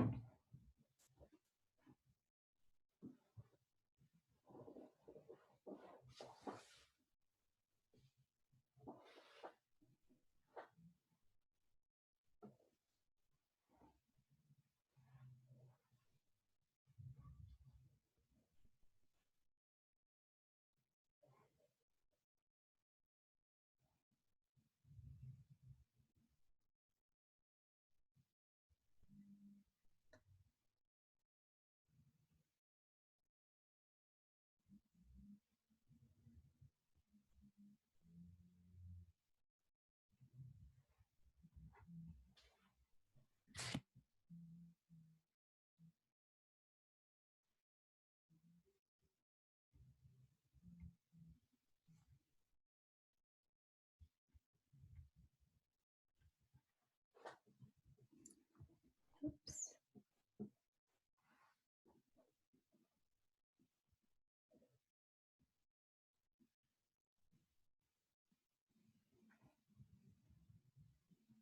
Oh, sorry, past the 1 minute. Okay, put your pencils down or pens down. All right, so now we're going to narrow it down even more. So from your list of 10, I want you to go ahead and narrow it down to 3. So I'm just gonna count out loud, okay? Here we go, 10 seconds. 10, 9, 8, 7, 6, 5, 4, 3, 2, 1. Okay, pencils down, pens down. Okay, so now that you have your set of 3, these are like your 3 most important personal core values from your list of 10. And now we're going to go to the next page. So what this is doing is like really kind of helping narrow down your focus for what's ahead. So what this is aiming to do is to help you get out of your own way, basically. So the next page, using your 3 core values, I want you to pick 1 or 2 of those words or those energies or those values that best summarize the energy that you felt and that vision that you saw in your field trip. So just write it down, 1 or 2 words. And when you're done, when you come up with an answer for that, I want you to share it in the chat box, please.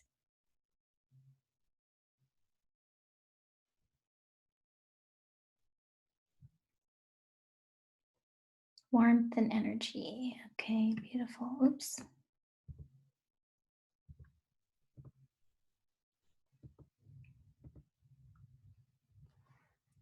Innovation, mindfulness, acceptance, intention,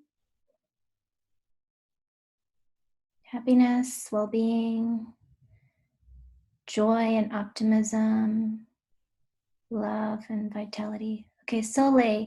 So Soleil wants me to explain the question.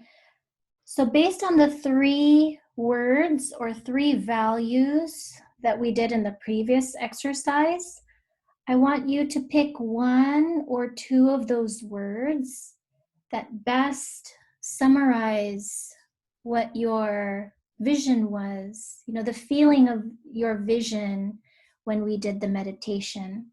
What is the best word from your list of 3 words that best describes that future life that you saw in the meditation?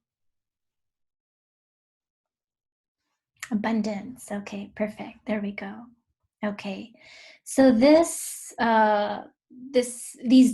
word or this value or these 2 words is the summary. It's kind of like the energy or the gateway that will lead you to that future vision of yours. And let me see here, what's next? Okay, hold on. Let me check on my slides. Okay, this is what we just did. So thank you for sharing. Relationships, perseverance, okay. Abundance, okay, good. So the next question, intuition, good. Thank you. So if you took those 2 words, and that's what describes this future life or this future that's calling you forward, now I want you to take a look at where you stand. So using 1 or 2 words, summarize the energy of the current state of your life right now. So it doesn't have to be from the values list. It can just be 1 or 2 words that basically summarizes the energy of your life right now.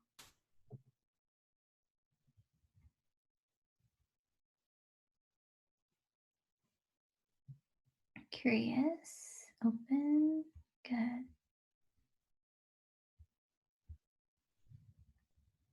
Reevaluation, okay. Fear, okay.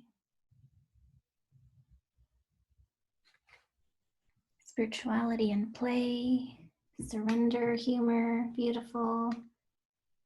Cultivation, uncertainty with apprehensive acceptance, good. Going with the flow. Trust mixed with some fear. Adventure and nurture. Okay, beautiful.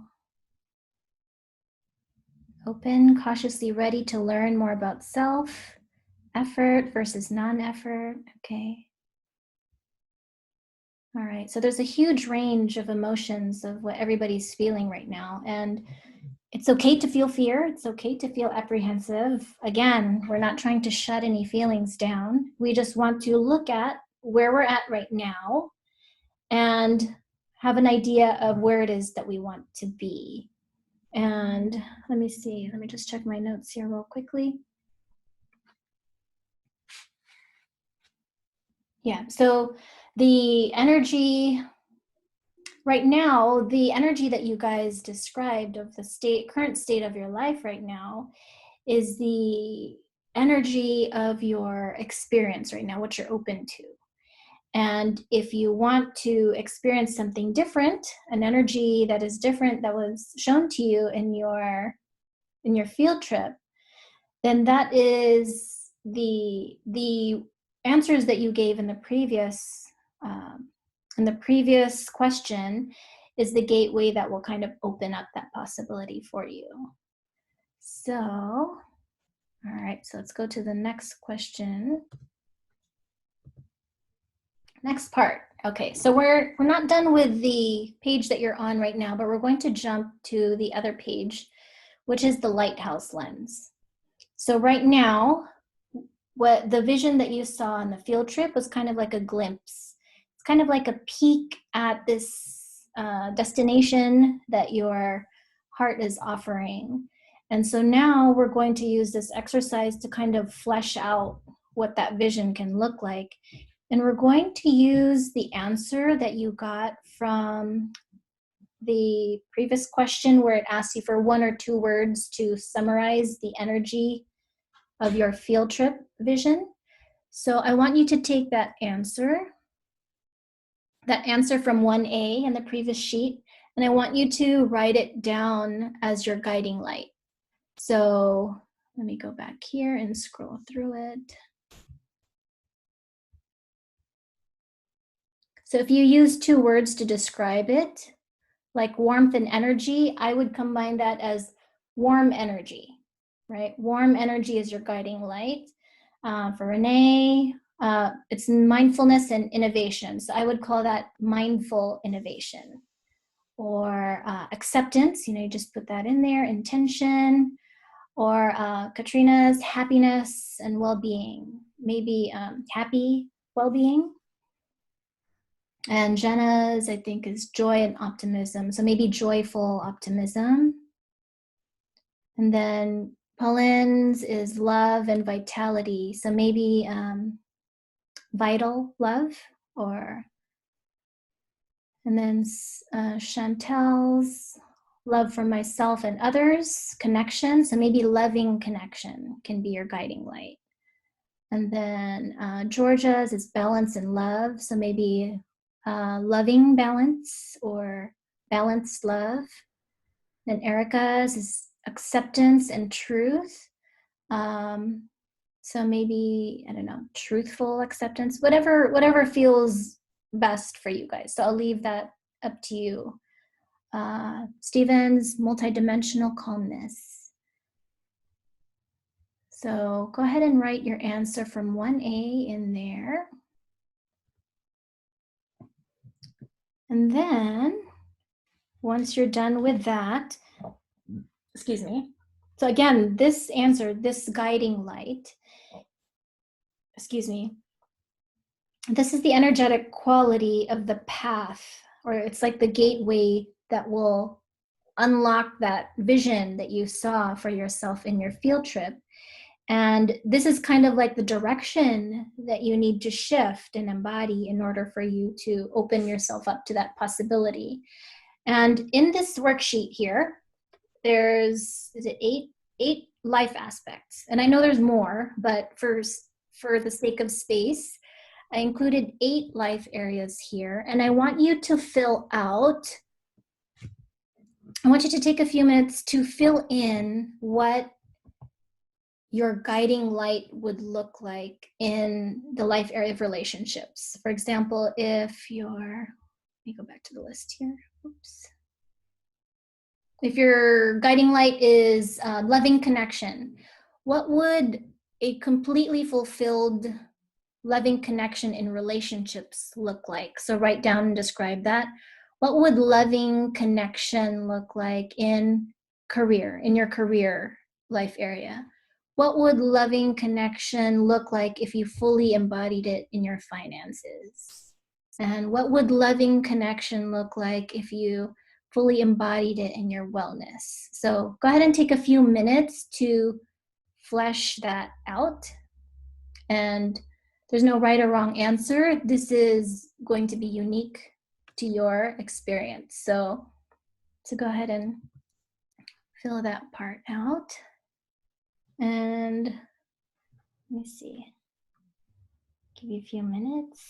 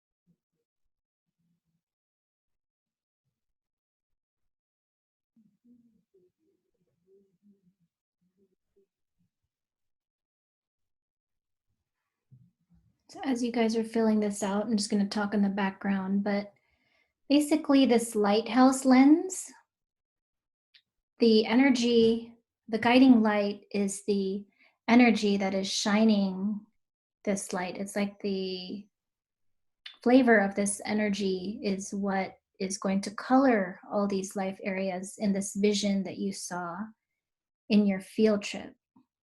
And it's as you fill this out, this will become the big picture, basically, or a holistic view of this life that's calling you forward.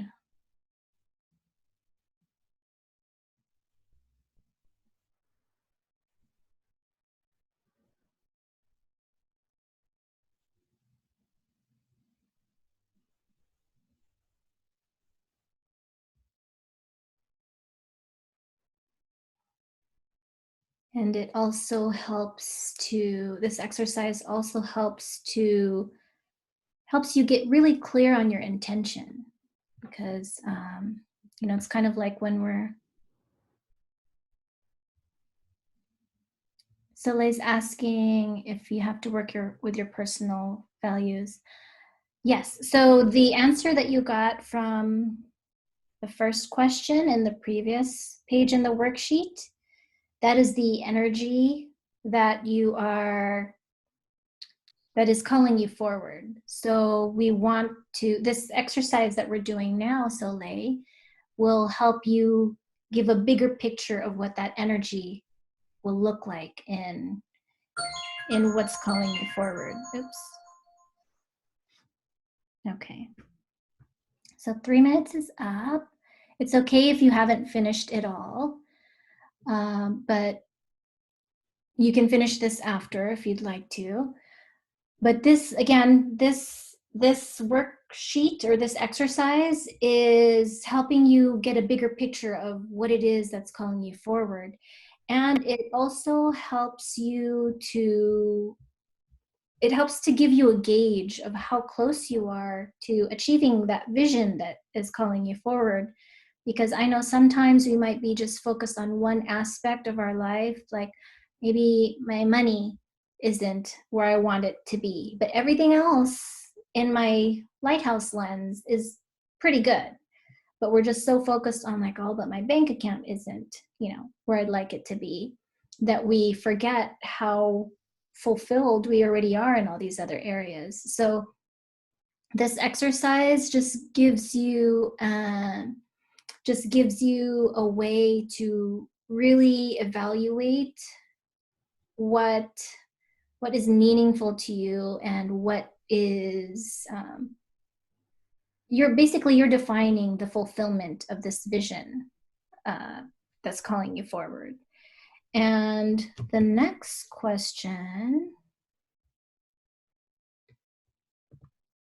okay, so the next part in this exercise is, so once you filled out what this vision looks like, whether you're there or not, I want you to go back and evaluate where you stand right now.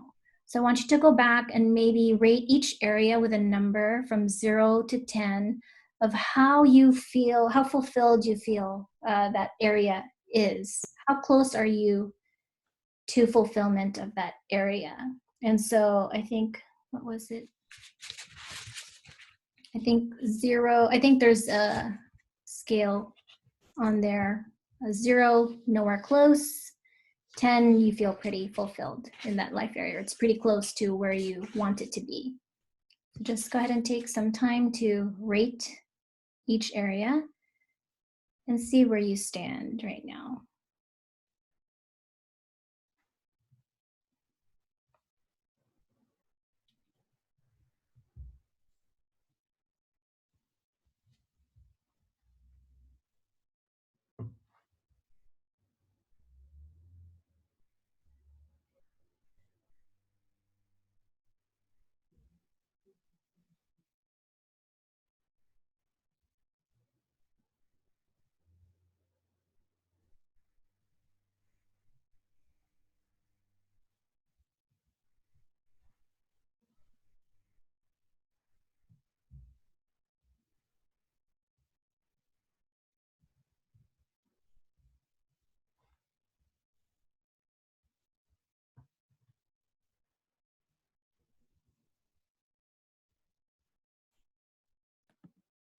So doing this exercise kind of helps you identify and target which areas, which life areas maybe that you can focus on to make meaningful change in your life towards what you want it to be.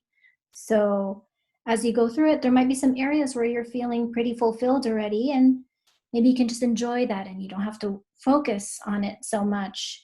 And you can redirect your energy and your time and your resources to focus maybe on the areas that have a bigger discrepancy.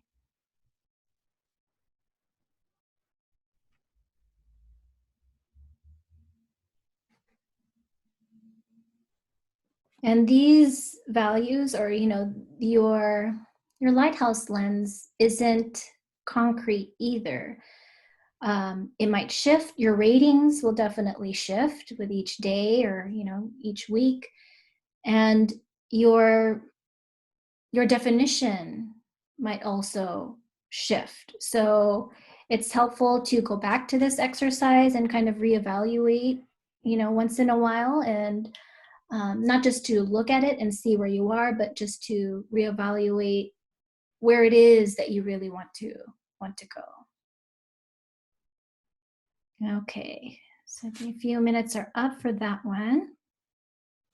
So let's go ahead and go to the next question. So this next part, it will help if you identify which life areas in that lighthouse lens has like a bigger discrepancy. If your rating is lower, that's probably a life area that you'd want to focus on for this next question.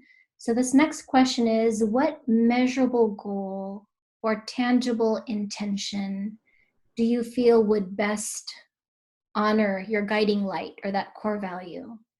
Or what measurable goal or intangible or tangible intention do you feel would best kind of get you to that fulfillment of that energy in your ideal life? So when I talk about measurable goals or tangible intention, if, for example, just to make it easy, if one of the life areas where you have a low rating on is finances, maybe a measurable goal would be to have a dollar amount per month that will help you feel, loving connection in finances. So make it, if you can put an actual number, what is it? What number is it that you need? Or maybe it's, maybe you need more free time for wellness. How many number of days would be ideal for you to experience your guiding light in the wellness area? So I want you to make it measurable or tangible, because what we're doing right now is we are putting a pin in your map. Where is your lighthouse going to be? What are we aiming for? We're making it more specific so that you have a clear target kind of to aim for. Does that make sense? I hope that makes sense. And also, sorry, to help you with this, answer this question, it has to be something that you are directly experiencing or in control of. So if you say, oh, I want all of my kids to have straight A's, that's your definition of success. It can't be that one, because the only experience you have direct control over is your own. So you can't say my feeling or fulfillment of success depends on my 3 kids getting all A's. So it has to be something that you are directly responsible for and capable of controlling, I guess.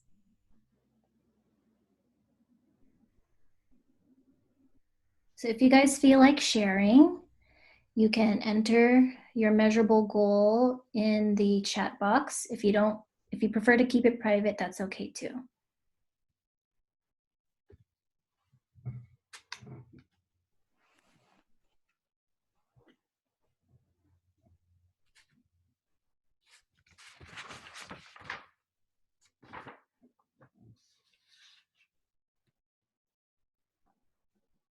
Okay, so we're going to go to the next question.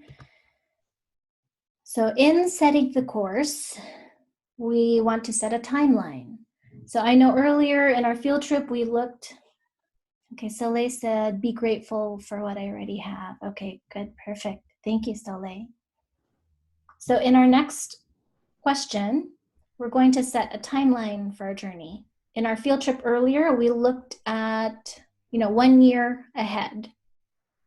So with this goal that you set for yourself in the previous question, in what time frame do you believe it's possible to achieve this particular goal or intention that you set for yourself? And again, this is just kind of setting yourself up for your journey.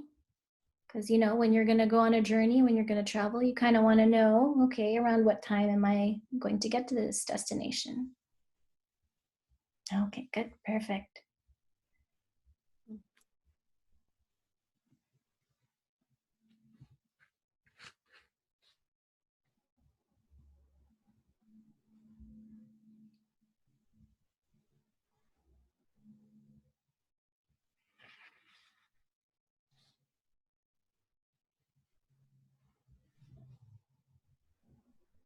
Okay. So now we're going to move to the next question.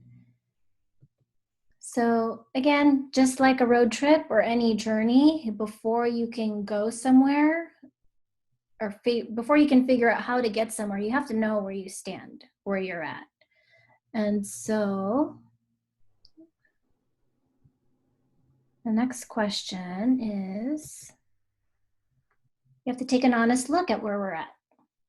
So if you want to go somewhere, you have this guiding light, this vision that you want to get to, is there anything that's currently preventing you from experiencing that vision or fulfilling that guiding light in your lighthouse lens? What is currently preventing you or getting in the way of you realizing that goal or that intention that you set for yourself?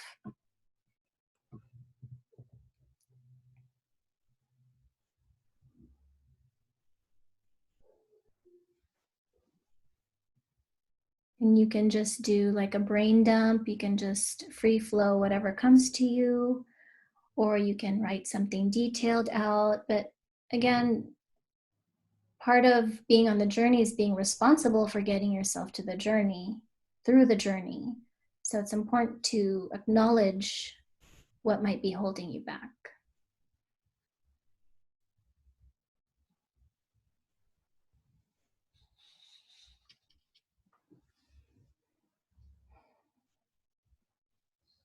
And once you can acknowledge what might be holding you back, loneliness, okay, good.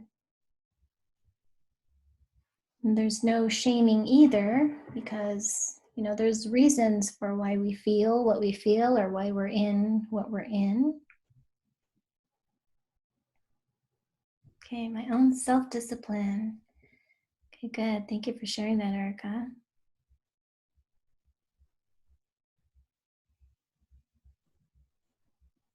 Being told no, good. Fear of imperfection, disappointment, totally normal.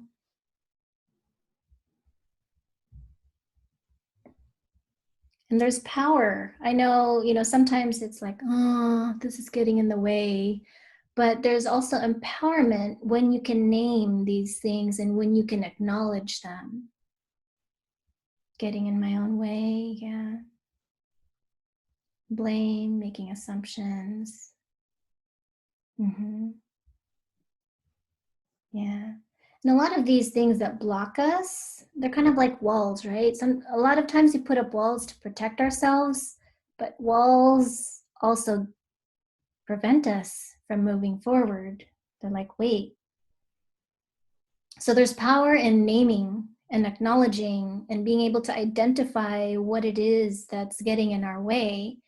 And now the next step is to rate each of those things that you've listed from 0 to 10. 0 means, nope, not ready. I like where I'm at. 10 is, I'm ready to let it go. I'm already in the car, ready to go. Like you're already in the process of letting it go.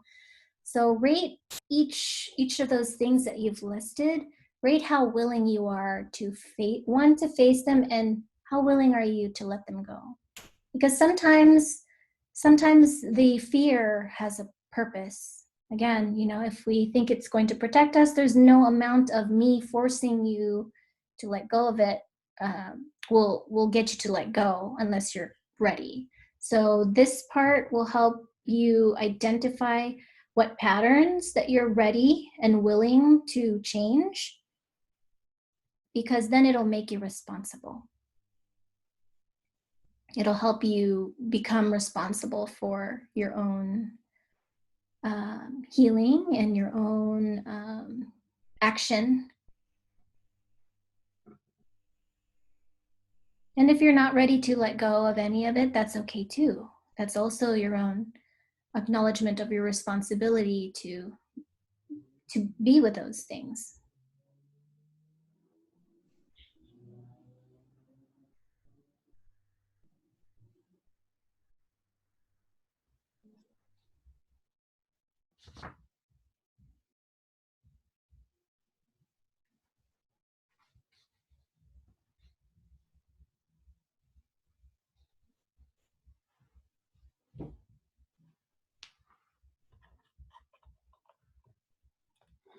Oops. So you guys are done. Is everybody done? Stephen said, some days I don't feel motivated by the work in front of me because it feels disconnected from my longer term vision. Though I know my current experience is deeply important to my journey. Stepping back to ask, what can I extract or give in my current experience as many times as required helps me return to the motivated mindset. Yes. So these exercises that we did helps you really get clear on the intention and where you want to go. And it also helps you get clear on what might be getting in the way. So if you can acknowledge that, hey, I'm doing something, I know it's not aligned to where I want to be. It's okay if you choose to still stay in that situation, but you have to acknowledge that you're doing it by choice, because there's power in our choice. And what other people can offer you is awareness, but ultimately it's up to you to move yourself in your journey. So hopefully these exercises help you get clear on really where it is you want to be, so that you can filter out what's not needed and really be kind of in the driver's seat as much as possible. I know there's other external circumstances that's beyond our control, but you can navigate the energy of your experience. So these exercises, I hope, give you a taste of what it's like to get inspiration. You know, you tap into your inspiration, and then you recruit your logical side to be like, okay, let's figure this out. This is the inspiration I got. This is the download I got. How are we going to get there? What's in our way? And when you can collaborate with both your intuition and your logic, and use it in a way that is productive, you can move yourself to a new experience, and you can create what you want to create. I mean, we have logic and ego for a reason. So I know a lot of people are like, no, I don't want to logically think about it, or I don't want to put numbers to it.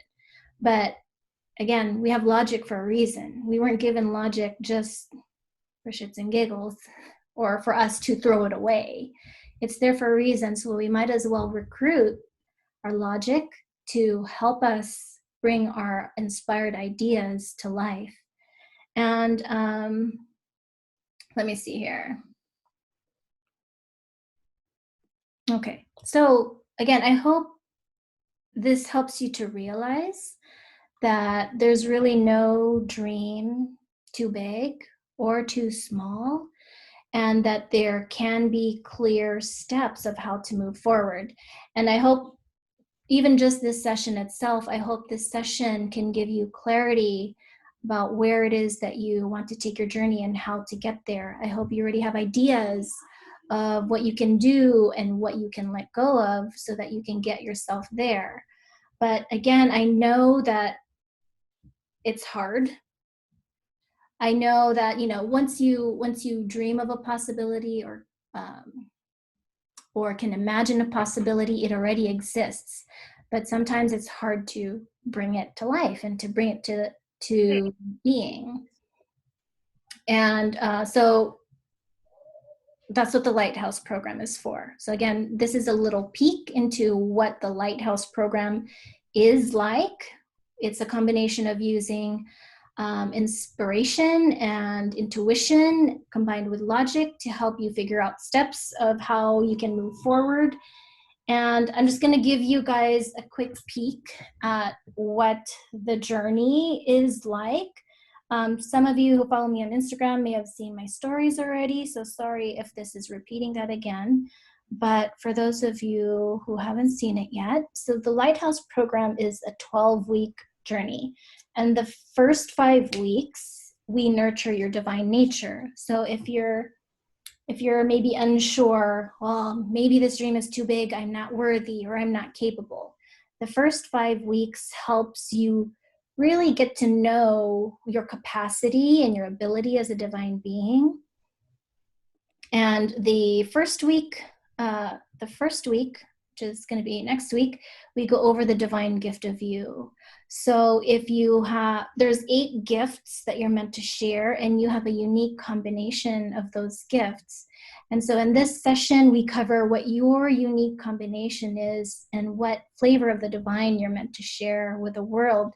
So I know for me, I have a lot of interests, I have a lot of hobbies, and it was hard for me to just focus on, well, which one am I supposed to really focus on?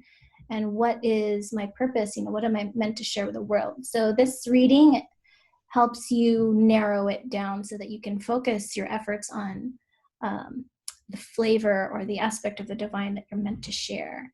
And then the second week will be exploring your intuitive connection. So similar to what we did in today's field trip, we looked at how we best connect with our intuition. And I also talk about how you connect with your higher self. And we will play with different divination techniques, some of my favorite divination techniques, so that you can practice really getting clear messages from your higher self and your guides. And when East Forest was on Maui interviewing Ram Dass in his study to create the tracks for this. And I just think it's so special because it truly is hang on, who's the that? last real fresh teachings from Ram Dass that we have available. And Let me just it's music so beautifully by East Forest. So if you do want to listen to more of the album and any of the remixes, that's available on Spotify. I highly encourage you add it to your playlists. Hang on one sec. Okay, there we go. All right, sorry. Okay, let's go back here. Okay, so the second week, we tap into your intuition, we explore intuition. And then the third week, we connect with your starseed origins. And starseed origins, there's a lot of us as souls who didn't originate here on Earth. If you believe in this, we came from different star systems or maybe different areas in the galaxy, and we kind of volunteered to be here so that we can bring certain energies, certain ideas into this Earth experience. So in this session, we connect with your galactic origins, we do an Akashic record reading, and I take you on a field trip to experience that part of your life so that you can get clear on what it is that you're meant to bring into this Earth experience. And then in the other one, the next week after that is Level Up. So we are multidimensional beings, and this session explores what dimension your higher self is asking you to create in. And you, where that dimension is will dictate kind of like how connected you are to the whole. So there's different levels, and each level, each dimension of experience offers a different level of awareness. So when you go through a dark night of the soul, which feels like, you know, your identities, old identities are dying, that's usually why. And so level up will give you an understanding of that. We'll also go over the life lessons that your soul chose to experience in this lifetime. And we'll go on a field trip for you to experience what it's like to kind of release all the lower identities and give you an experience of what it's like to soar, to let your spirit soar and level up. And then the 5th week, we connect with your spirit guides. So you might have gotten a taste of who your spirit guides are in today's field trip, but in this session, we talk about spirit guides. We have a squad. Literally, as we go through experience, our squad gets bigger and bigger. So you guys might have like a big entourage already, but we have so much support available to us. And so this session we'll talk about that support, how you can get disconnected from your support, how you can strengthen the connection with your support, and then we'll also go into a field trip so you can experience that connection and get messages from your squad. And then after the 5 weeks, we go into more of the work. So this is the work. So in the 6th week, this is when we go into identifying the blocks. So we did some of that in our exercise today, but in the 6th week, I use the Akashic Records to identify any blocks. So I'll give you, I think there's a, okay, so this is what the reading looks like. It identifies the energetic patterns, the limiting beliefs, energetic entanglements that is kind of keeping you anchored in your current patterns and your current experience that's preventing you from moving forward. And this reading also comes with a clearing exercise so that you can empower yourself to do the healing and the clearing, and you empower yourself to make the changes that you need to make and to change your own story. So that's week 6. And then in week 7, this is where we learn about your special recipe. Each one of us is wired to manifest in a certain way. So this one will kind of give you a clue of what your special recipe is. So this is your 7th dimensional manifesting blueprint. So there's a unique combination of characteristics, and you're on a spectrum. Your soul has these schematics where you are set to manifest at these certain levels. That's where you optimally manifest. So this session will give you kind of like a clear idea of how you're meant to use your energy so that you can manifest efficiently. And then in week 8, this is where we really set the course. So we use some of your information from today's worksheet. So we use your intention. We clarify your intention, we refine it, and I ask, is this possible? We do a reality check on your dreams, see if it's possible. We get a timeline of when it is most possible for it to manifest. And I also check to see how your energetics, like how capable are you of doing the work of shifting in order to bring this possibility into reality. And then I also do an energetic assessment of how much quote unquote work you need to put in order to make that shift and open up the doorway or the gateway to this possibility that your heart is wanting you to experience. So for me, when I did this for myself and I was developing this, because I'm impatient. So if I want something, I'm like, okay, I'm doing the work. I get impatient when I don't see results, and then I get discouraged. So I just drop the ball because I'm like, oh, nothing's happening. So in this work, what brings new possibilities is an energetic shift. So if it's your energy shifting, sometimes it's hard for us to gauge, like, oh, I don't see results. I don't see anything changing in me. So this reading in week 8 will help give you an idea of how long the gestation period is for this possibility.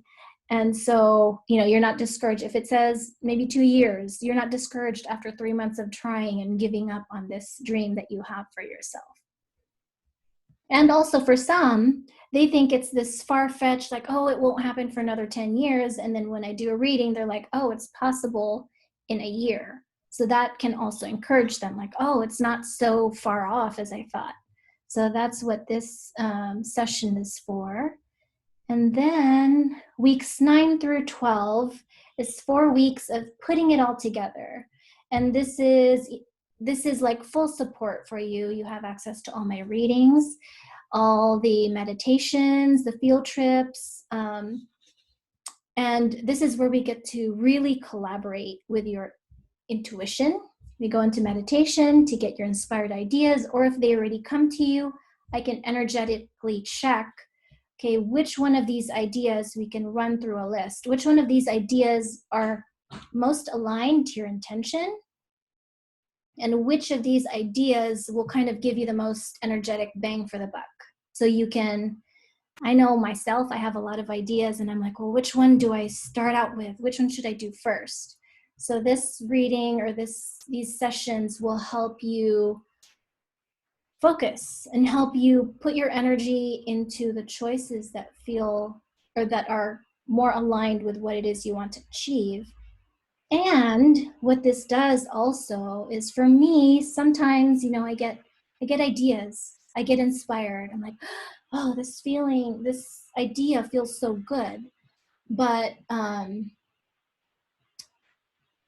sometimes then when I think about it too long, I get sucked into doubt. I'm like, oh, that idea, I don't know. I don't think I should do it. It's too hard. So this period of time gives you a gauge of what true aligned choices feel like, so that as you move forward in your journey beyond our time in the lighthouse together, this is like collecting data. You're doing field research. You're like, okay, I got this inspired idea. I made this choice. And now you have numbers to reflect that choice so that you can correlate, oh, this was what an inspired or aligned idea felt like. And then as you collect more of this data, you have more kind of like evidence in a way to support these vague, like intuition is a lot of times vague. It's a gut feeling. So this information can help kind of make that vagueness more concrete. So it's kind of like training wheels, right? Because the goal is not to keep you using the Lighthouse program.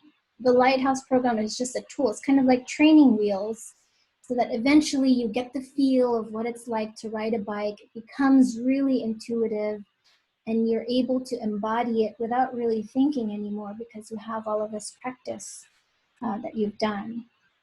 And so that's 4 weeks of support. You can run your ideas, like check it, is this a good idea? And we can also energetically assess your results. So, so that's what this week is for. And then after that, if you want to learn the method that I use to do all of that calculation and assessment, you can learn that as well. So I think Katrina earlier was asking if you guys want to sign up for the whole program. It's 12 weeks and you can save $261, because if you signed up for each one individually, it's $1,300. So if you sign up for it as a whole 12-week period, it's only $1,069. And so the program starts on Saturday, the 25th. So if you sign up before then, you can save money. However, I know that money is tight for people, and also some people only want 1 or 2 of the sessions. So there's also an option to just sign up. You get to choose your own adventure. So if you only need 1 or 2 sessions from the 12-week session, you can sign up individually. And if you book them in 24 hours, or by the 22nd, you can save 15% off each one if you use the code Light It Up. So there's a lot of ways to experience the Lighthouse program. And also, forgot to mention, if you've done the Lighthouse program before, or if you had Akashic record readings before, and you don't want the readings part, the first 5 sessions is also available as a donation-based, like sliding scale, donate, pay what you want to pay, but it doesn't include a reading. It just includes the information that we cover in the workshop and the field trips. So that is also available for the first 5 sessions. So if you guys have any questions, you're welcome to email me. I'll be sending you guys the links to the recording. And you can ask me any questions that might come up. If you want to sign up, you're welcome to go to the Lighthouse portal, and the links are posted up there, up on the screen. Does anybody have, if you stuck with me through this whole time, thank you. I appreciate your presence, and I know we went over a lot, so I apologize. But again, I want to thank you for your presence and for being here, and again, for being willing to step in and lead into your journey, whether you continue with me in the Lighthouse program or not. Just you being here is already an acknowledgement that you're willing to do the work. So thank you for being here. If you need to take off, you're more than welcome to take off. I just want to say thank you. If you guys have any questions, or if you want to share your experience from the field trip or just throughout this workshop, you're welcome to stay and we can chat. So if you want to share, or oops, hang on. Okay, you're welcome, Soleil. You're welcome, Dorothy. You're welcome, Erica. Thank you, guys. Thank you, Hannah. So Kat is asking, is this a good fit if you don't know what your gifts are? The first session, which is what we're going to do next week, that one covers what your divine gifts are. So if you're not sure, if you have, like I mentioned, I have a lot of hobbies, so I wasn't sure what my gift was. So that is a reading that gives you clarity of what your gifts are and will help you focus your efforts and your energy moving forward. So if you're not sure what your gifts are, yes, it's still a good fit. And the first week, the divine gift of you is the session where we cover that. You're welcome, Liv. You're welcome, Pauline. I'm glad you enjoyed the worksheet. And again, you can use that repeatedly. So if your goals change or your visions change, you guys can keep using that. Thank you, Georgia.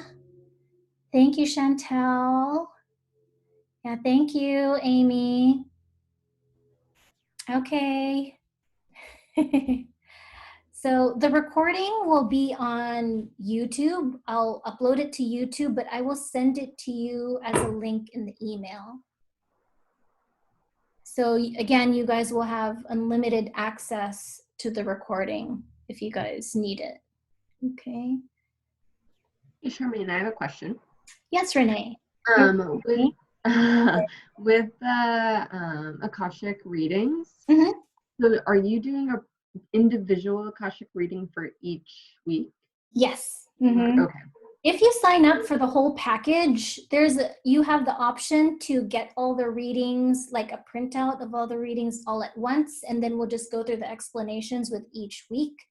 Or, because I know some people like to have it ahead of time. So that's also an option too, if you sign up for the whole 12 weeks. But if it's just, like one session or another, it is per session. It's a new reading for each one.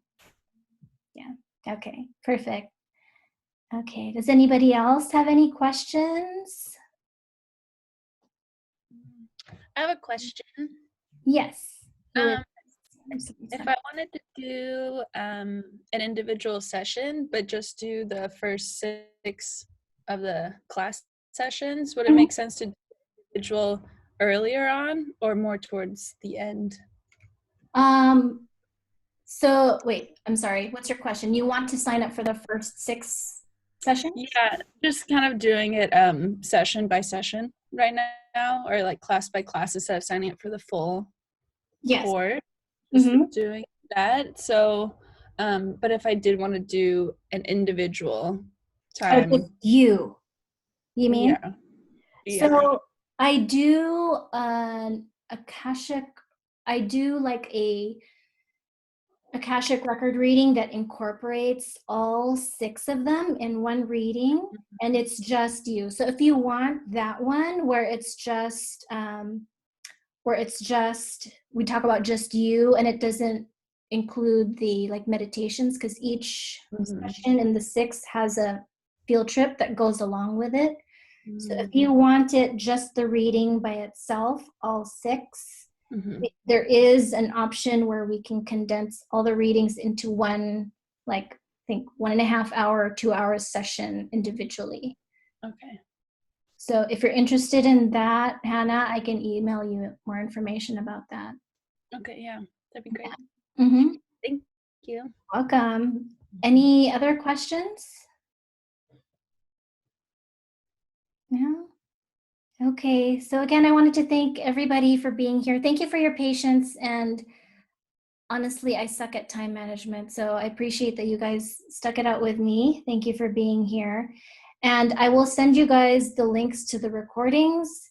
And if you guys have any questions that come up later, or if you just want to share your experience, you're more than welcome to email me as well. So, because I know sometimes some insights can come up later and you're like, oh, I wonder what that was. So you're welcome to email me as well. So, okay, Soleil, thank you so much for you being here. And again, just a reminder, the coupon code is good until the 22nd. So if you're thinking of signing up for future sessions, you can sign up for them ahead of time and save some money. And also, I forgot to mention this earlier, for those people who signed up on my mailing list, there's also a buddy pass that's available.